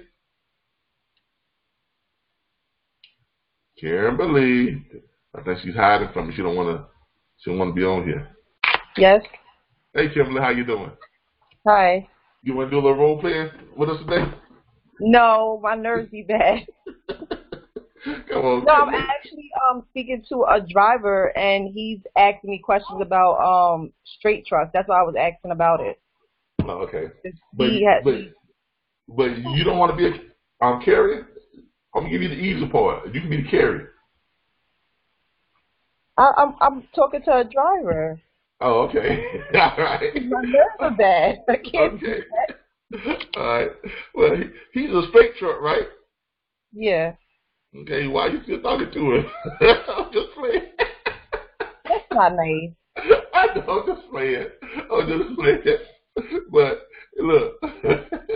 I mean, you can sign him up if you want to, but I'm just telling you, it's going to be difficult finding him some freight.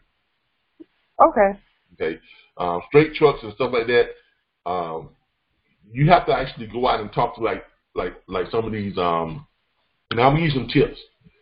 If he's in an area that you're familiar with, and if you can, or you can look him up. You can look up the area and call local stores, local convenience stores, local grocery stores, mom and pop grocery stores, mom and pop, those types of places like that, where you can set up some type of dedicated run where he picks up and delivers to them on a constant basis. That's how you have to do that. But okay, that's going to fall outside of your normal search parameters. You got to call those places up individually and personally talk to the person who owns that store, owns that little mom and pop store, and set up some type of route that they need that needs to be filled. Whether it's going to be some frozen stuff or whatever the case may be, they got a place they need to pick stuff up from, but they don't have a carrier or a driver to pick that stuff up. That's how you got to do that, and that requires a lot of legwork. That's why I was saying it's probably going to be a waste of your time. But if you got the time, knock yourself out. All right. Yes. All right. So, like you said, it's going to be a little bit more work for this. Yeah, it's going to be a little bit more work. Denise Bracken, you want to be a what you call it? Not at all, Kevin. I just got my tooth pulled. Sorry.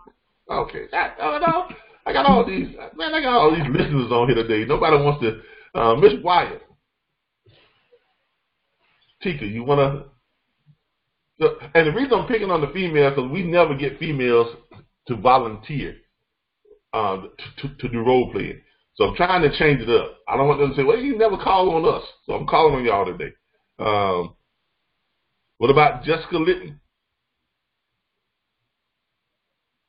Jessica, in case y'all don't know, I can see y'all on here. I know y'all on here. Some of y'all just being quiet like, well, if I be quiet, maybe he won't see me. I see y'all on here. Matter of fact, let's do this. Hey, Jessica, how you doing? I just unmuted your mic. Are you there?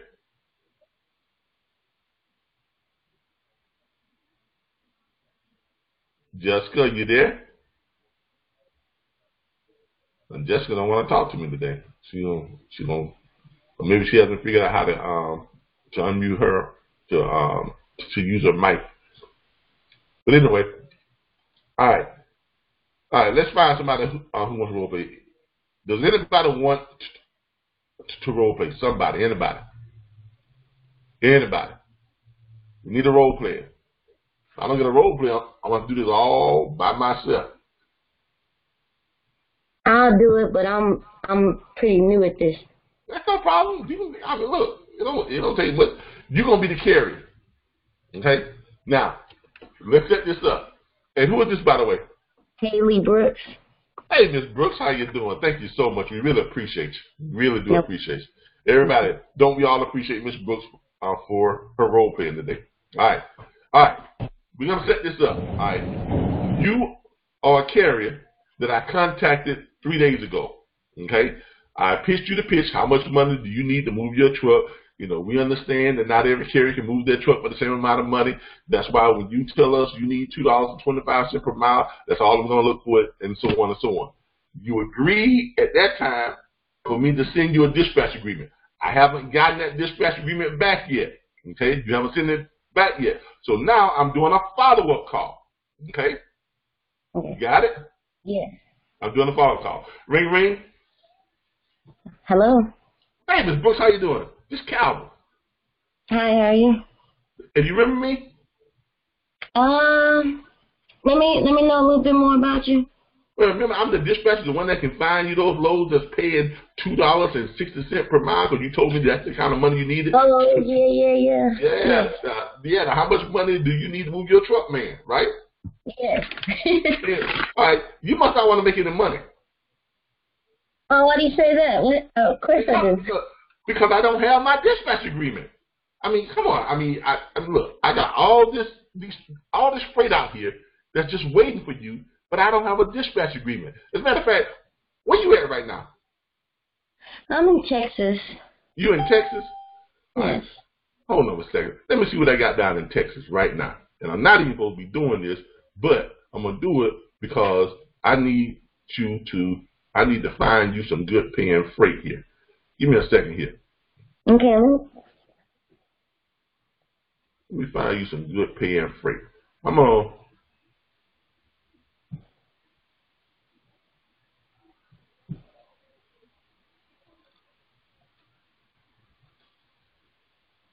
Okay, I'm getting ready to. All right, so you're down in Texas, right? Yes. One moment. Let me pull up my load board here and see what we got down there in Texas for you. And what type of truck are you? Driving. You're a dry van? All right.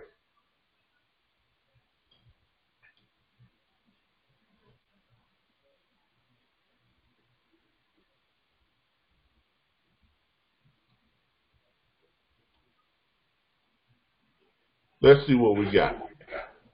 You in Texas, because I'm sitting here, I got all these loads, and I had all these good paying loads, and I was looking, I said, I don't even have a dispatch agreement. Now, why you got her on hold? Now, what I normally do is I put them on hold for a second. Say, he'll put you on hold. I put them on hold, and I go in here, and you say you're in Texas. And I go in here and look for loads that's coming out of Texas. Put it in Texas.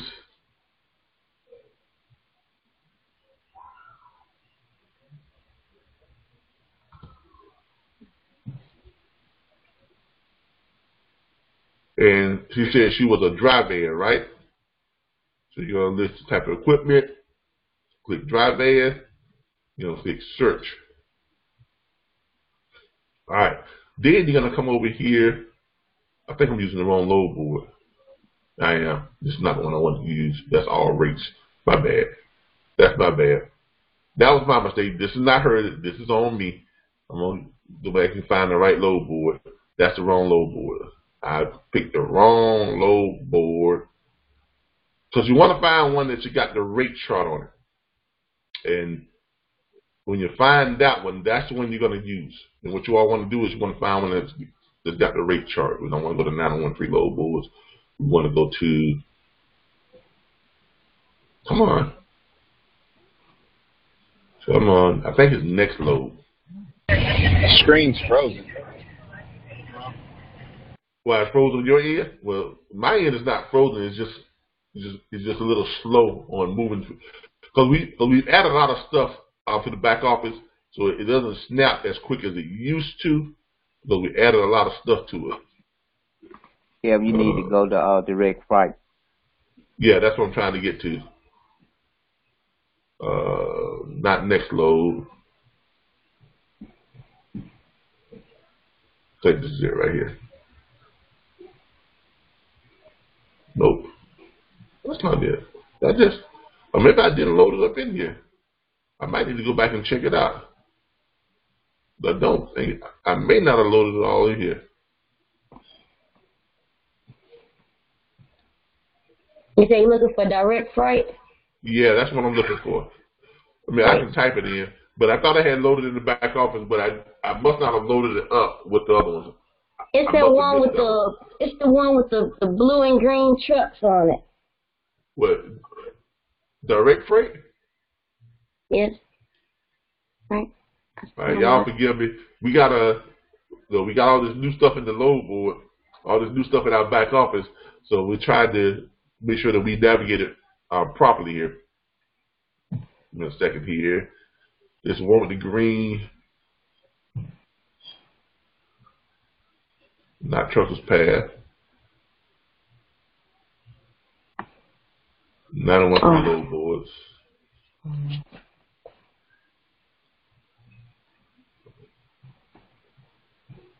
Shot cake. Hot shot.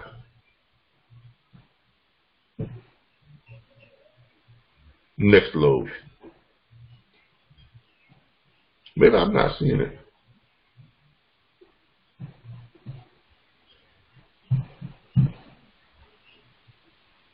But it's just skipping it or something. I don't know. I'm going to have to recheck this to make sure I got it in here. I probably don't have it in here. But there's one I used to go to. There's one that we have that I go to that has all of the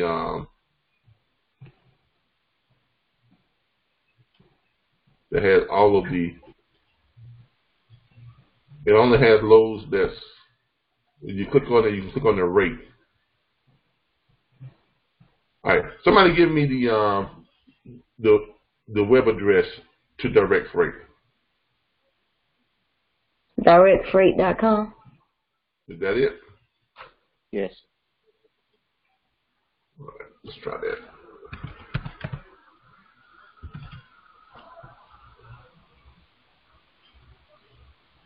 I don't think that's it.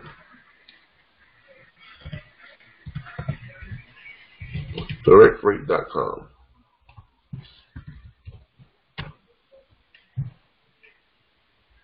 That is it. Yeah, that's it. I gotta remember to add that one in there. All right.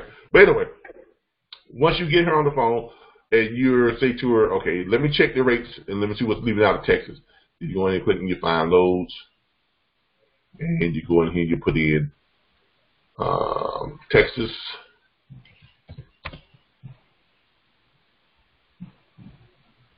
And then you click equipment type, which is dry van. Then you click search. All right. Once you get to search, you're going to click over here where it says pay rate. Click pay rate, and it's going to pull up all the top paying loads first, and it's going to list them in descending the order. Now, what you simply want to say is this. You can't tell her exactly where the loads are picking up and where they're dropping off. Why? Because you don't have her on the dispatch agreement. Okay? First of all, that's illegal. Okay, because you don't have her on the dispatch agreement. Second of all, you don't want her to just run behind you and say, well, he done this and told me, it picks up, and I go find it myself. At the end, I'm going to cut you out of it. But what you want to do is this. Look here. I'm looking at a load. Look, ma'am, I'm looking at a load right now that's leaving out of Texas up around the Temple area, and it's paying $4,500, and it's only going, how many miles? It's going about 2,300 miles, okay? I've got another one here that's paying $4,100, and it's going 1,800 miles. I got another one that's paying the $3,800, and it's going, now you can do this by numbers, or you can do it by cents per mile. You can calculate the cents per mile. You just take the mileage, you take the rate and divide it by the miles, and that's going to give you your cents per mile. You can say I've got one that's going almost $3 per mile. There's another one that's going almost $2.80 a mile, and I got another one that's paying. We just run down the top highest paying loads or the ones that's paying the most cents per mile, and let them know. Say, look, I'm looking at a whole bunch of loads on here. I've got some that are only going 900 miles and it's paying $3,000. I've got some that's going, only 200 miles or whatever the case may be, and it's paying almost $1,400.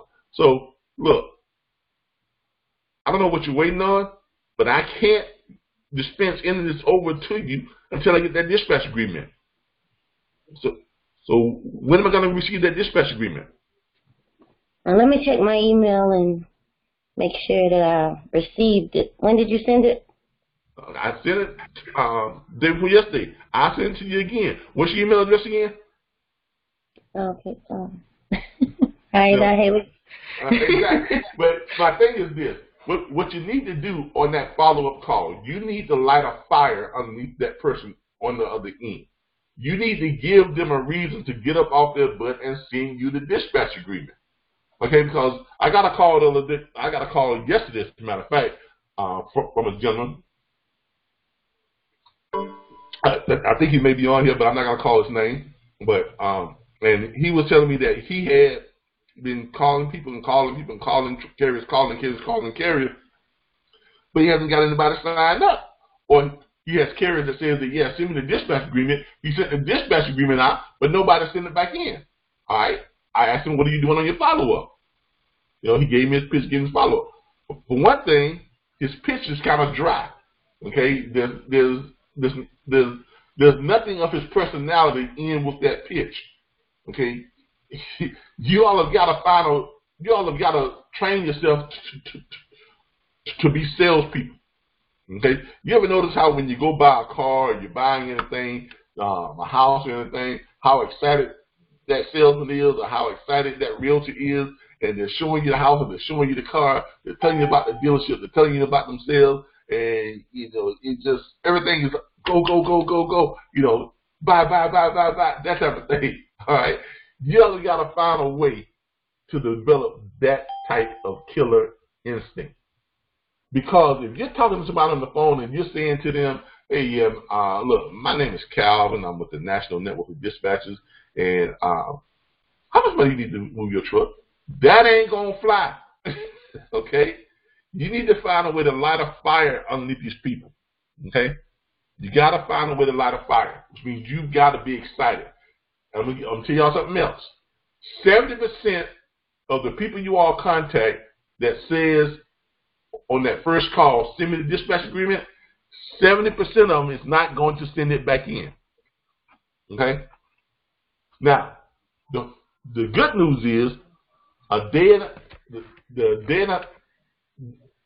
one day pass between you. If you haven't gotten it back in, you call them back up. If you do the follow-up call correctly with excitement and you create some type of urgency in your follow-up call, get me the dispatch agreement. I can't get you these loads until I get a dispatch agreement signed. I wasn't even supposed to tell you that much, but please get me the dispatch agreement so I can start finding you some of this good paying freight. Light a fire on you, because on your follow-up call, 70% out of the people you call on the follow-up are gonna send in your dispatch agreement. Charles, am I right? Anybody else? Tell me if I'm wrong. Those of you who are doing it, that follow-up call gets you your most completed dispatch agreements.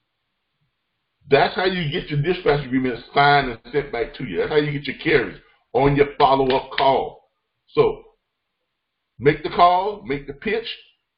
If the next day you haven't gotten that dispatch agreement, if you call them on a Monday, you don't get anything back on Tuesday. On Wednesday, you need to be doing a follow-up call. And your follow-up call needs to be with more enthusiasm. Your follow-up call needs to be that kind of thing where it says, okay, we're no longer just greeting. Now I'm your buddy. I'm the man that's trying to make you money. So get up off your butt and get me my dispatch agreement so I can make you some money. That's the attitude you got to have with your follow-up call. Okay? Anybody have any questions on the follow-up call and why it needs to be a little bit more?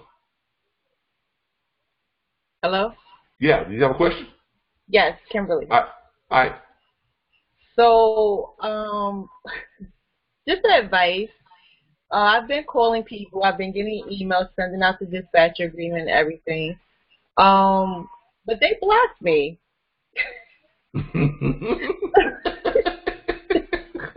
So what do I do? Do I call from another number or do I leave it alone?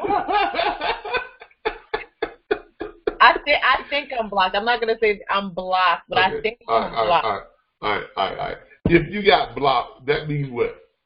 That means you are doing your job somewhat correctly, which means you are very aggressive.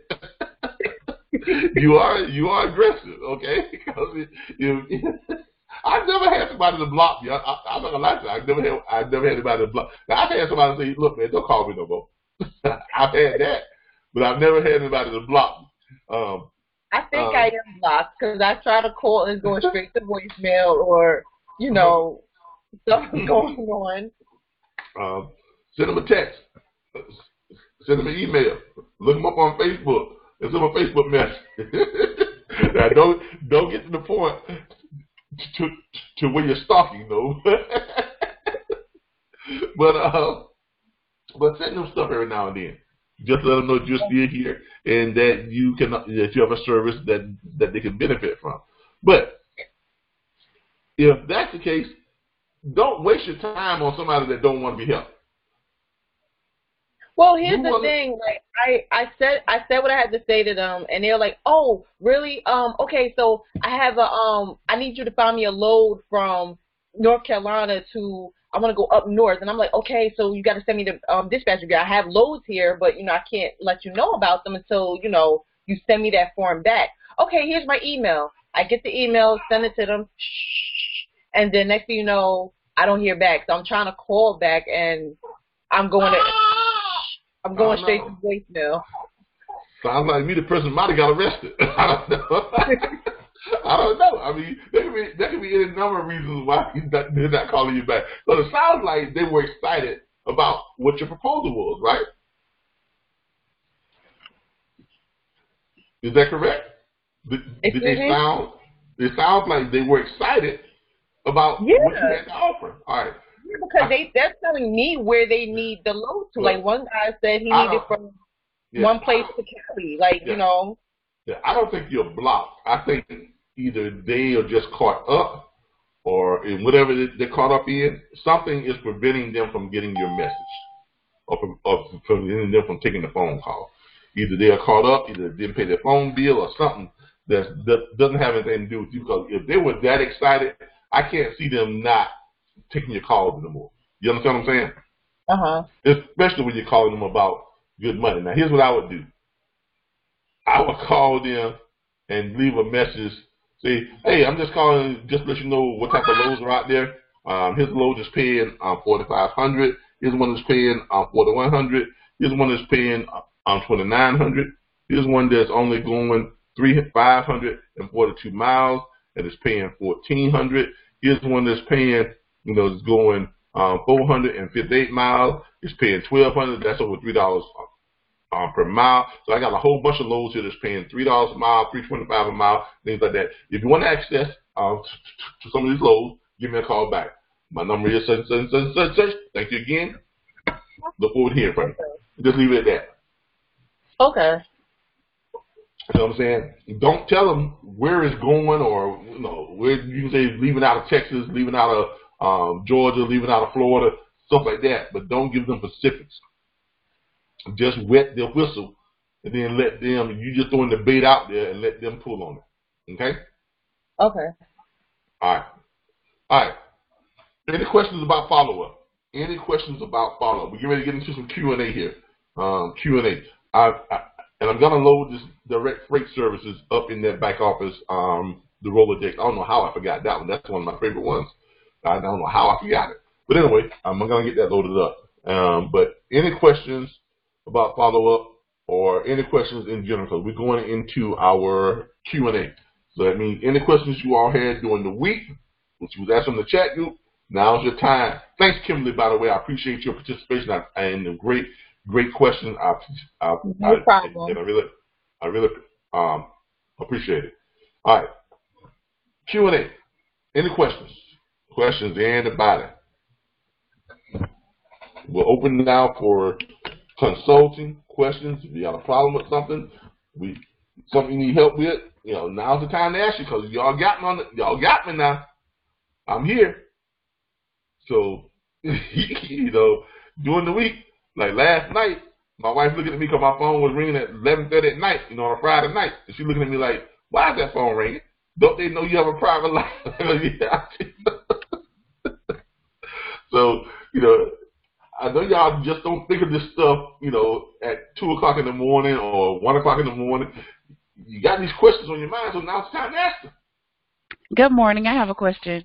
And who are we speaking with? This is Charity. Good morning. Hey, Charity. How you doing? I'm good. How are you? Doing great. What's your question? Okay, my question is this. First question. I was in the process of creating business cards, and you gave me what to put on there as far as a member of the National Dispatch Network. Okay. So my question is this. I know it varies state to state. And I know you said to put my own dispatch business information on there.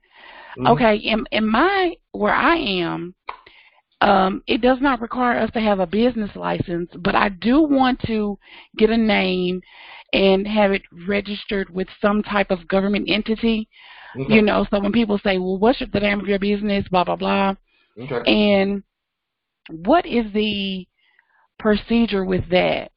Go to irs.gov. Okay. File for your EIN number, because you got to have that anyway. I don't care what state you're in.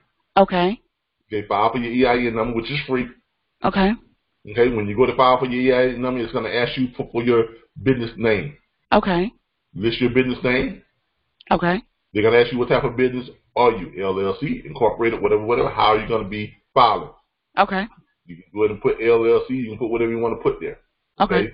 But sole proprietorship, LLC, if your state does not require it, all right, mm-hmm. I would go ahead and put incorporated or LLC, even though they don't require it. Now, when you file that, it's going to generate for you immediately a tax ID number. Okay. Okay. When someone asks about your business, you give them your EIN number, they go and pull it up. It's going to have all your business information, just like you completed it with the IRS. Okay. Now, on top of that, what you can do is you can go to rocketlawyer.com. Mm-hmm. That's rocketlawyer.com. I think they're like $39 per month. Okay. You can go ahead and do your corporate resolution in Rocket Lawyer. It's already outlined for you. Do your corporate resolution on how you're set up and how you do business. All you do is just fill in the blanks. They're going to ask you some questions. You just answer the question, and it will generate it for you. You can also complete an LLC filing on Rocket Lawyer. Okay. Do it on Rocket Lawyer. If your state does not require it, but I don't know if your state just doesn't accept.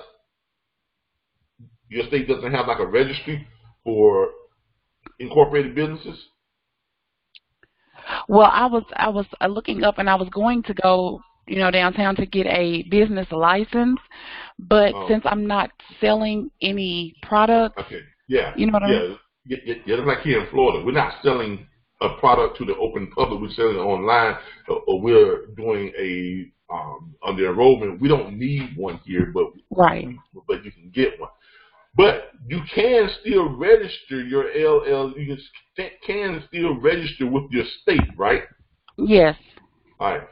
Then go ahead and register your LLC with the state. Okay. Okay. That's probably, I'm not sure what they're going to charge you there. I know here in Florida it's like $179 to register your LLC on the Florida incorporated the businesses, and to give you an idea of what that looks like. Let's see here. Let's go to Google search Florida incorporated businesses. All right. Florida.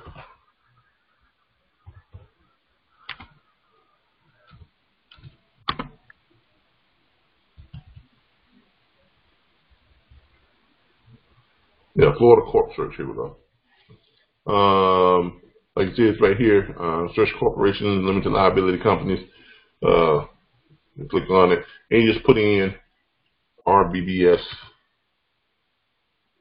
LLC. Search.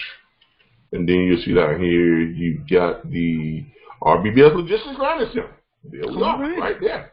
Okay. You know? And when you do that, they look you up. There you are, right there. Or you can just copy and paste the link and send it to someone. Have them to let them know that you are legal. We are an active company. What do? We are a consulting firm. It has it all laid out there. There's my little name right there and all that type of stuff. And, you know, who the owner of the business is and who your whatever it is, where your business was originally filed at in Havana, Florida. Our documentations, you know, our incorporations, all that type of stuff. All the documentation, all that stuff is all right there. There it is. Okay. Your articles of incorporation. Okay. Exactly. Okay. So that's what you need to do in order to get those type of credentials, if that's what you want to do. Okay. Okay. All right. One more question. Sure. Okay. So on the tax side, with the because when we send our invoices to you all and you invoice them through the Square app. Do you excuse me, I'm sorry, at the end of the year, do you all provide the W-9s for us, or no? How? No, you actually gotta send us a W-9. You gotta send us the 1099 form. Okay. Why? Because we're not paying you. Right. You're paying us, because you're either paying us $19.95 per month, right? Right. Or you're paying us half of your dispatch fee. So that dispatch agreement is your name is on it. Our name's not on there. That's your dispatch agreement. Okay. We just process your paperwork. We just act as an invoice processing service. You know what I'm saying? Gotcha. So yeah, we get the money first, but it's actually your money. Okay. So what happens is, if you have paid us more than $600 for the year, okay, which is if $19.95, if you start at like now through tax time, that won't be $600, but for the whole year it might be. See what I'm saying? So if you've paid us more than $600, you need to send us a 1099. Now you're gonna get a 1099 from your carriers. If you have 3 carriers that you're dispatching for, and they have paid you more than $600 each, you're gonna get a 1099 from each one of them. Right. Okay. Okay. So that's how that works. Okay. Gotcha. Okay. All right. Great questions, by the way. Thank you again. We really appreciate it. Okay. All right. Next questions. Who else has a question? I'm looking at some questions being put on the thing here. A lot of carriers. Okay, let's see if we did that. Online research, long haul, pay on the $2. Yep. I'm on. Okay. Let's see here. All right. Tika is just typed in at the bottom of the script. Are we also reading the part under the phone number? What do you mean reading? You should be reading all of it. What's the part? What's underneath the phone number on the script? Hold on here. Let me see. Hold on. Let's go back and pull up the script and see what we're talking about here. Let's get out of some of this stuff. Let's go ahead and go back to the script and see what we're talking about. Agreements, forms, and documents. Let's find the script.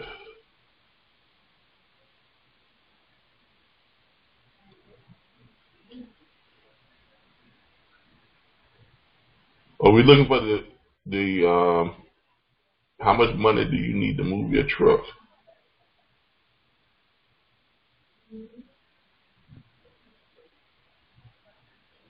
Okay. Okay. Takai says that her mic is not working. That's why she did not respond to our. That's the one right there. How much money you need to move your truck? All right. Yeah, with the money truck. Yeah. Let's take a look at that one. All right. So, but she said her mic is not working. That's why she didn't respond. Let's look at this script here real quick. See what we're talking about. It says at the bottom of the script, you will also say, read the part that's underneath the phone number. Okay. No. That's for your information. That's just a little bit of because Charles Mundy is the one who put this together. Okay, the script is from from the one that we taught him. Okay, and he kind of put this together. This is actually what Charles was sending to his to his carriers. Okay, this is what he was sending to his carriers. Okay, and then he put a little note down here when he did the script for the back office for you all to have, so you all could. But no, you don't send this part to the carriers, I don't think. Once the carriers sign on to the dispatch agreement with the RBBS National Dispatch Network, you will begin to receive email. But yeah, all right. If you're going to be now, we were sending this out, the email blast. We were emailing every carrier. We were sending them a whole bunch of email blasts. That's back when we were brokers. Because when we were brokers, we had a whole bunch of loads that we had contracted, and we were sending them out email blasts. With our loads and all that type of stuff. Okay, we are not broken. We've gone completely over to consulting and just dispatching. Matter of fact, the Logistics Learning Center does not even book freight. We teach you all how to do that. Now, RBBS Transport LLC books freight because that is now a dispatching firm. Okay. But RBBS Transport LLC and the RBBS Logistics Learning Center is two separate companies. Okay? The Logistics Learning Center is a consulting firm. We provide tools, access to tools, resources, consulting, training, that type of stuff. The RBBS Transport is a dispatch firm where we, just like you all, we contact our carriers and we dispatch them freight out, just like you all do. Okay? So don't get confused on what we do for each one. You all don't have any real thing to do with the transport side of it with our dispatch firm, except for that you are benefiting from the knowledge that we gain every day from moving a whole lot of freight. We dispatch with 317 carriers. So you all are getting the knowledge from that. Now, the logistics learning side, we don't book freight on the logistics learning as far as the learning center is concerned. We teach you how to do that. We give you tools and access so that you can do that. All of your dispatch equipment, those are all you all. So kind of you can forget this part right here because we used to send out mass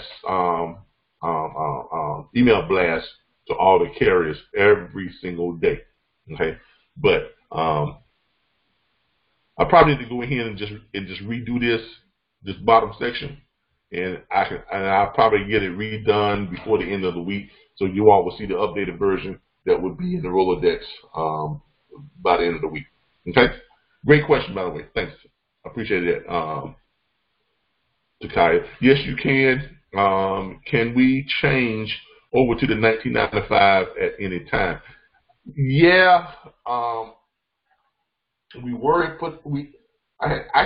I discussed this with the board, and we were giving you all a time frame in order to have that done, or you was going to be on the 50-50 split for at least 6 months to a year. Okay. We still need to put a time frame on it because we don't want people to say, well, I'm going to wait until I start booking freight, then I'm going to switch over to the 1995. Okay. Which I understand that. But if you're going to stay with the 50-50, there needs to be a set time frame that you all need to respond back. We sent out a whole bunch of emails and notifications that we now had the option where you can receive 1% of your what's called by signing up for the subscription. If you haven't signed up for the subscription, and I'm saying because we sent out a whole bunch of stuff, we got over 1,000 members. And I think about maybe 600, 700. I think maybe 600 have opted, like 600 and some have opted for the 1995. And we haven't heard back from almost 300-400 people. We have another 200 that pretty much said that they wanted to stay on the 50-50, but we haven't heard from about 300 or 400 people yet. Like maybe close to 300 people have not responded to us. If you're in that 300 that have not responded, if you do not respond, I'm gonna go on record.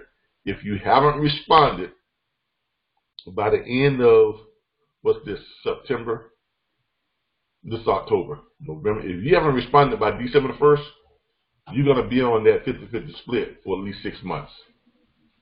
Okay? If you haven't responded by December 1st, you're gonna be on that 50-50 split for 6 months. From January until June. You won't be your next opportunity to switch back over would be in June. So think about this. If you think that you are going to be booking freight between now and June, that's an awful lot of money to be giving up. Half. You could be getting your whole 10%. And give you an idea what kind of money that is. Look, I post the earnings from my personal loads that I book every month, and I only book freight for about 3 carriers. That's all. I don't book freight for a whole bunch of carriers. I book freight for about 3 carriers. That's it. There it is. Last month. And I only booked 3. The 4 loads per week per carrier. So anywhere from 8 to 12 loads per week. So there is last month's bookings, 43 loads. Okay, there's the income that the 43 loads generated last month. On basically, that's about what, 8 loads per week, right there. That's not a whole lot of freight. I mean, Charles Money sometimes does 27 to 32 loads per week. That's on 8 loads per week. It's 32 loads. His weekly is equal to about my monthly, as far as when you look at the loads being booked. So, hey, that's all I can tell you. That was in September. Okay, there it is in August. Okay, it was 32. The loads weren't paying as much, but it was 32, and that's what they generated in August for those 3 carriers that I dispatched for. Okay, there it is right there. That's for July. There it is right there. That's for June. So consistently, I'm booking between 8 and 12 loads per week. Okay, that's in May. There it is in April. 51 loads. I had a good month. I had a good month. Booking for those carriers. I booked about maybe 12 loads per week. Okay, so I mean, I don't do more than 12 loads a week. And if I can do this on 8 to 12 loads per week, come on now. Now, if you want to give up half your money, or you want to pay the subscription, $19.95. Okay, now if you get up to doing 3, 4 loads per day, you're gonna be generating more revenue than what I generate on my 3 carriers that I personally dispatch for. And if that's the kind of money we're looking at, imagine giving up half that. So that's why we gave y'all the option of doing the $19.95 on the subscription. You can keep 100% of your money. But anyway, that's where you're at. All right. Let's go to something else. All right. Any more questions? Come on now. This is Q&A. Q&A. We've got about, what time is it? What time is it? Anybody know the time? Let's see here. The time now is 12:36. So we got about 30 to 40 minutes. All right. So, hello, question. Kevin. Yeah. Who's it? Tony? Tony here. Hey, Yes, Tony. sir. Yes, it is. Hey, how's it going? Just got a request from a carrier. Says she's been getting $1,000 a day for 10-hour shift of dedicated load. Average 200 miles a day with multiple dropping hooks. One-way power only. Will depend on where it's going and picking up. 750 miles one-way trip to Massachusetts. say for instance 150 miles deadhead, and that would average like $2,700 a week. Is that like something that I can find for her? Meaning $1,000 a day and dedicated. Yeah, I mean you can. This, where's she located at? Ohio. Oh, I don't know too much about Ohio, but I can tell you about here in Florida. You got to do some research. Okay, what's she, a drive-in, reefer, or flatbed? She actually has she's a power only, but she pulled reefer and drive-in. All right. Look at bottled water companies. Anheuser-Busch. Okay. Look at Anheuser-Busch, bottled water, Coca-Cola. Okay. And look at some peanut runs. Running because she's where? Ohio. All right. Check out peanut runs from there to Chicago. And the reason why I tell you that is this: there's a couple of sub-dedicated. It's what I call sub-dedicated. You can find sub-dedicated. Sub-dedicated is shippers who have multiple loads, like just loads that's running for the same route all day long. So they open up at 4 in the morning or 5 in the morning, then they start loading up trucks. Trucks are lined up. All the trucks are picking up the same type of stuff, either water, peanuts, Anheuser-Busch, whatever the case may be, and they're running to the same location. It's almost like a convoy almost. They're picking up at the same place, they're running them to the same place, and they're running those loads all day long. Like in Florida, we would show up in Live Oak to pick up bottled water. Bottled water run from Live Oak to Alachua. That's only about what? 70 miles? That 70-mile run was paying $650. Pick up a Live Oak, and now there's no contract. You just have to be there with a clean trailer in line and ready to pick up load. You see what I'm saying? There's no contract, so there's not like a dedicated. That's what we call them, sub-dedicated. All right, when you be there that morning, you get in line. If you're there, you're gonna get a load. They stop loading at 5 o'clock. Well, they stop loading at 3:30. The last truck pulls out about 5 o'clock. Okay, so if you're there in line to get a load between 5 in the morning and 3 in the afternoon, you're gonna get loaded. Pick that load up, 70 miles, run it down to Alachua, $650. Then in Alachua, you got a load that leaves out of there early in the morning, or they run loads out of there all day long from Alachua to Tallahassee. Okay, that's about 109 miles. Okay, that load pays $675. 109 miles, $675. You got a 70-mile run that's paying $650, and a 109-mile run that's paying $675. Pick it up from there, run down to Tallahassee. Get down to Tallahassee, unload a deadhead to Live Oak, which is only about 30 miles from Tallahassee. To do what? Pick that bottled water load up again. Those are called sub-dedicated.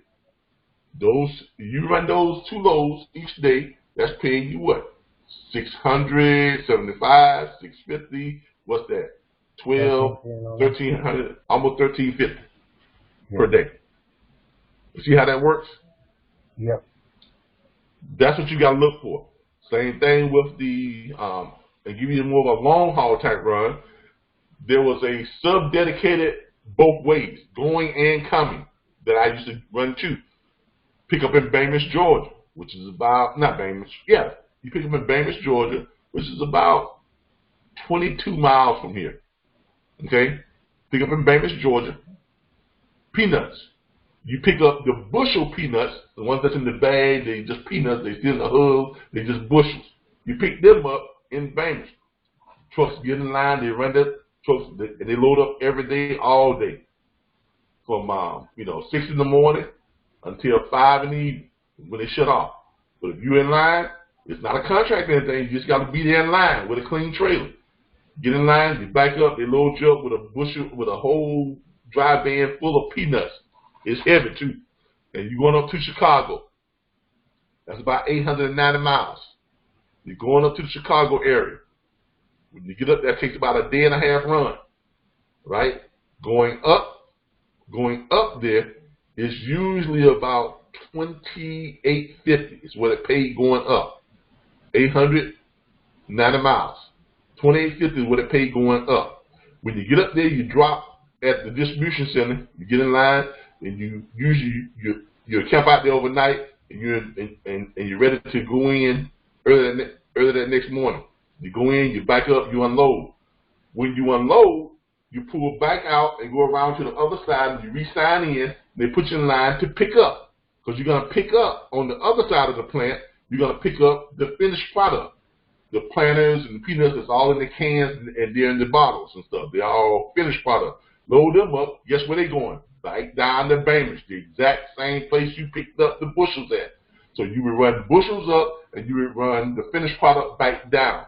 The haul back down paid $22.50. So you got $28.50 going up, $22.50 going down.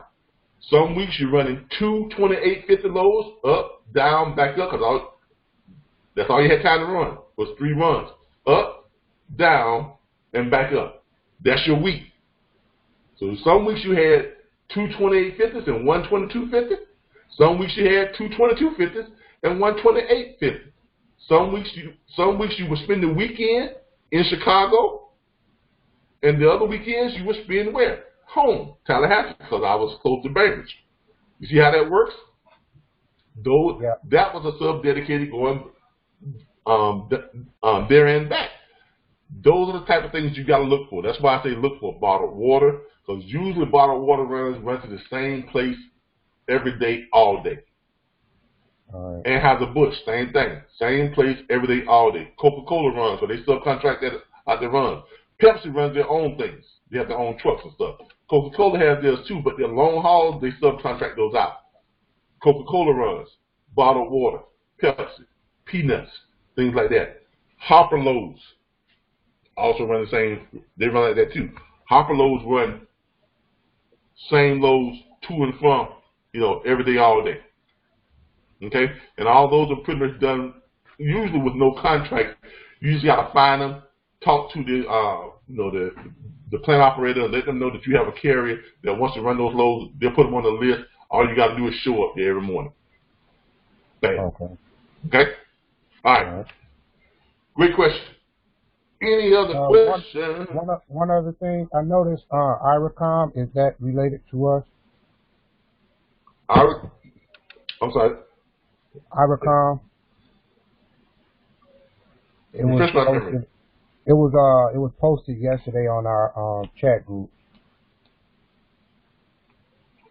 I don't know anything about IRACOM. It's probably something that somebody was just networking and asked a question about something that they needed, and they gave them a link saying, "Here, try this out," or something like that. Okay. We got a lot of people in our network, so it's kind of hard for me to kind of stay on top of everything. Chat group is monitored, but I don't monitor 24/7. I try to keep a line on it, but hey, y'all be talking about a lot of stuff. I mean, but the only thing y'all talking about is freight related and the industry related, because that's all you're supposed to be talking about. So we try to keep I'm a good check on that. But if it has something to do with the industry, then it could have been posted by any, one of we got almost, just in that chat group alone, we got about 500 people that are registered onto the chat group. So it could be any one of those people. It was from Chris Sullivan. Oh, well, then ask Chris. Chris, you on here? Oh, I don't think he's on here, but okay. Well, yeah. Just hit him back up. Say, hey, Chris, what the hell is this? Right. All right.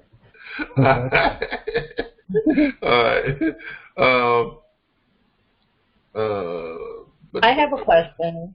Sure. Who am I talking with? Kimberly. Hey, Kim. It's about, what's the difference between straight trucks and regular trucks? Like, I'm confused. The guy was trying to explain it to me. All right. Does anybody want to go over this with her? All right. Matter of fact, let's do this. This is a Charles Monday question. Charles Monday do all this kind of stuff. But let's do this. Let's do Google. Because he was explaining that, like, it's hard to find loads, but once you find the load, like, you know, it's kind of worth it. Yeah, it is, but it's like it's a hassle trying to find the street. That's why I told you with straight trucks, you gotta get with those mom and pop places. So once you find one, you set up on a route. You know what I'm saying? You're running this. I mean, you're plugged in. You know what I'm saying? All right.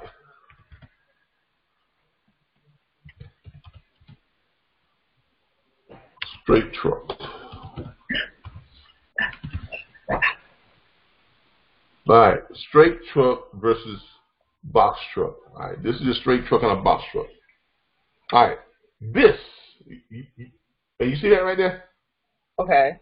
All right, box trucks versus step vans and straight truck. All right, this is pretty much a straight truck or a box. Okay.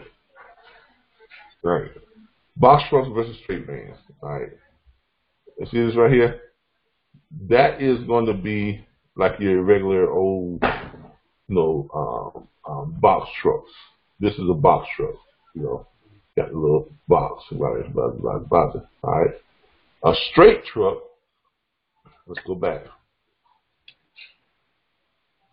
for the images.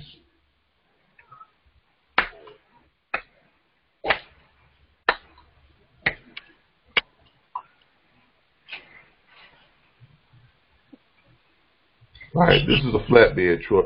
See these trucks right here? Trucks that don't have the trailer separated from the truck itself. Okay? A truck the type of trucks that we normally like to deal with is one that has the trailer, the van part of it, right, separate from the truck. You have to be hooked up to it. It's got to be hooked up with a fifth wheel. Click. You got to drop it in there. It's got to hook up to it. Straight trucks and box trucks are trucks that are like this. They are all connected. It's just a regular truck and that type of thing. These are straight trucks and box. Well, that's your type of truck that we like to deal with. This is the type of truck we don't like to deal with. We don't like to deal with this. We don't like to deal with that. We like to deal with this.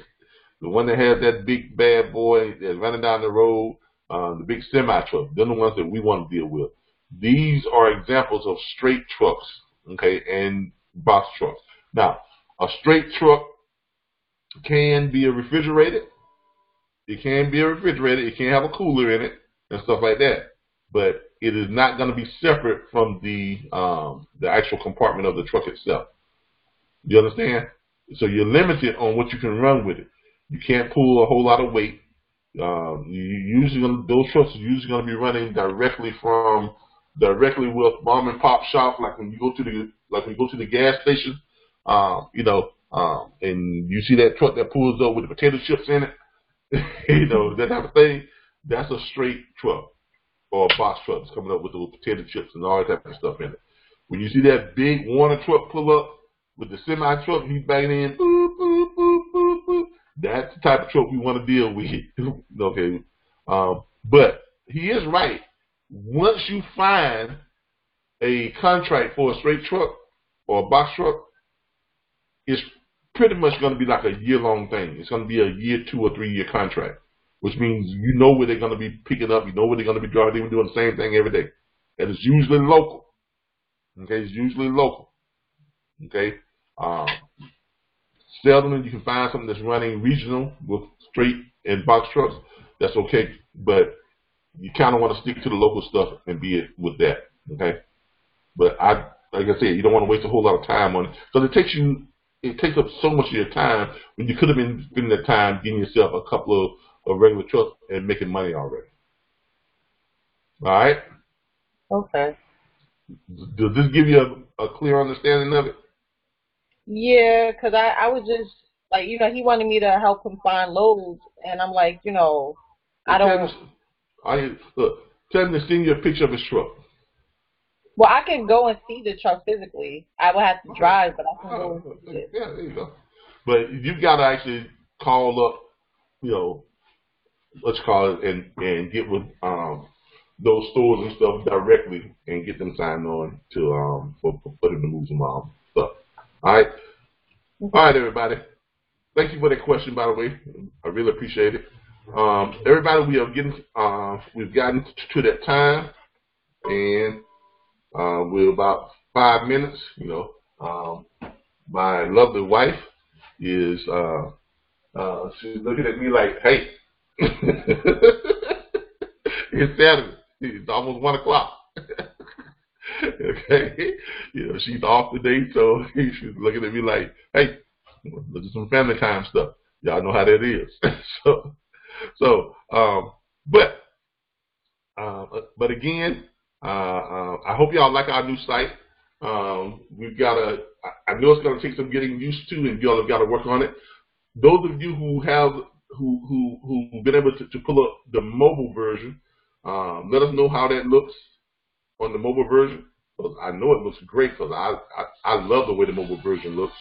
Let us know how the mobile version looks. You know, if you like it, let us know. Give us some feedback on our Facebook page, the RBBS Logistics Learning Center. Give us some feedback on what you think about the site, ways that we can improve it, things you want to see added to it. If you want to see stuff added to the site, and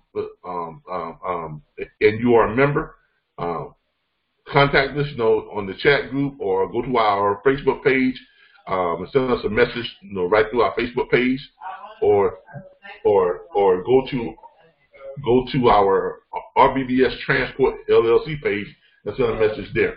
All right. But this has been Calvin. It's time for us to bring this to a close. I want to thank everybody for tuning in. I hope y'all love this site. Hope y'all got some useful information today. This will be up and on the video training page by the end of today. It will be up and running, and you all will be able to go back and review this. I thank y'all again. I appreciate it, and y'all have a great week.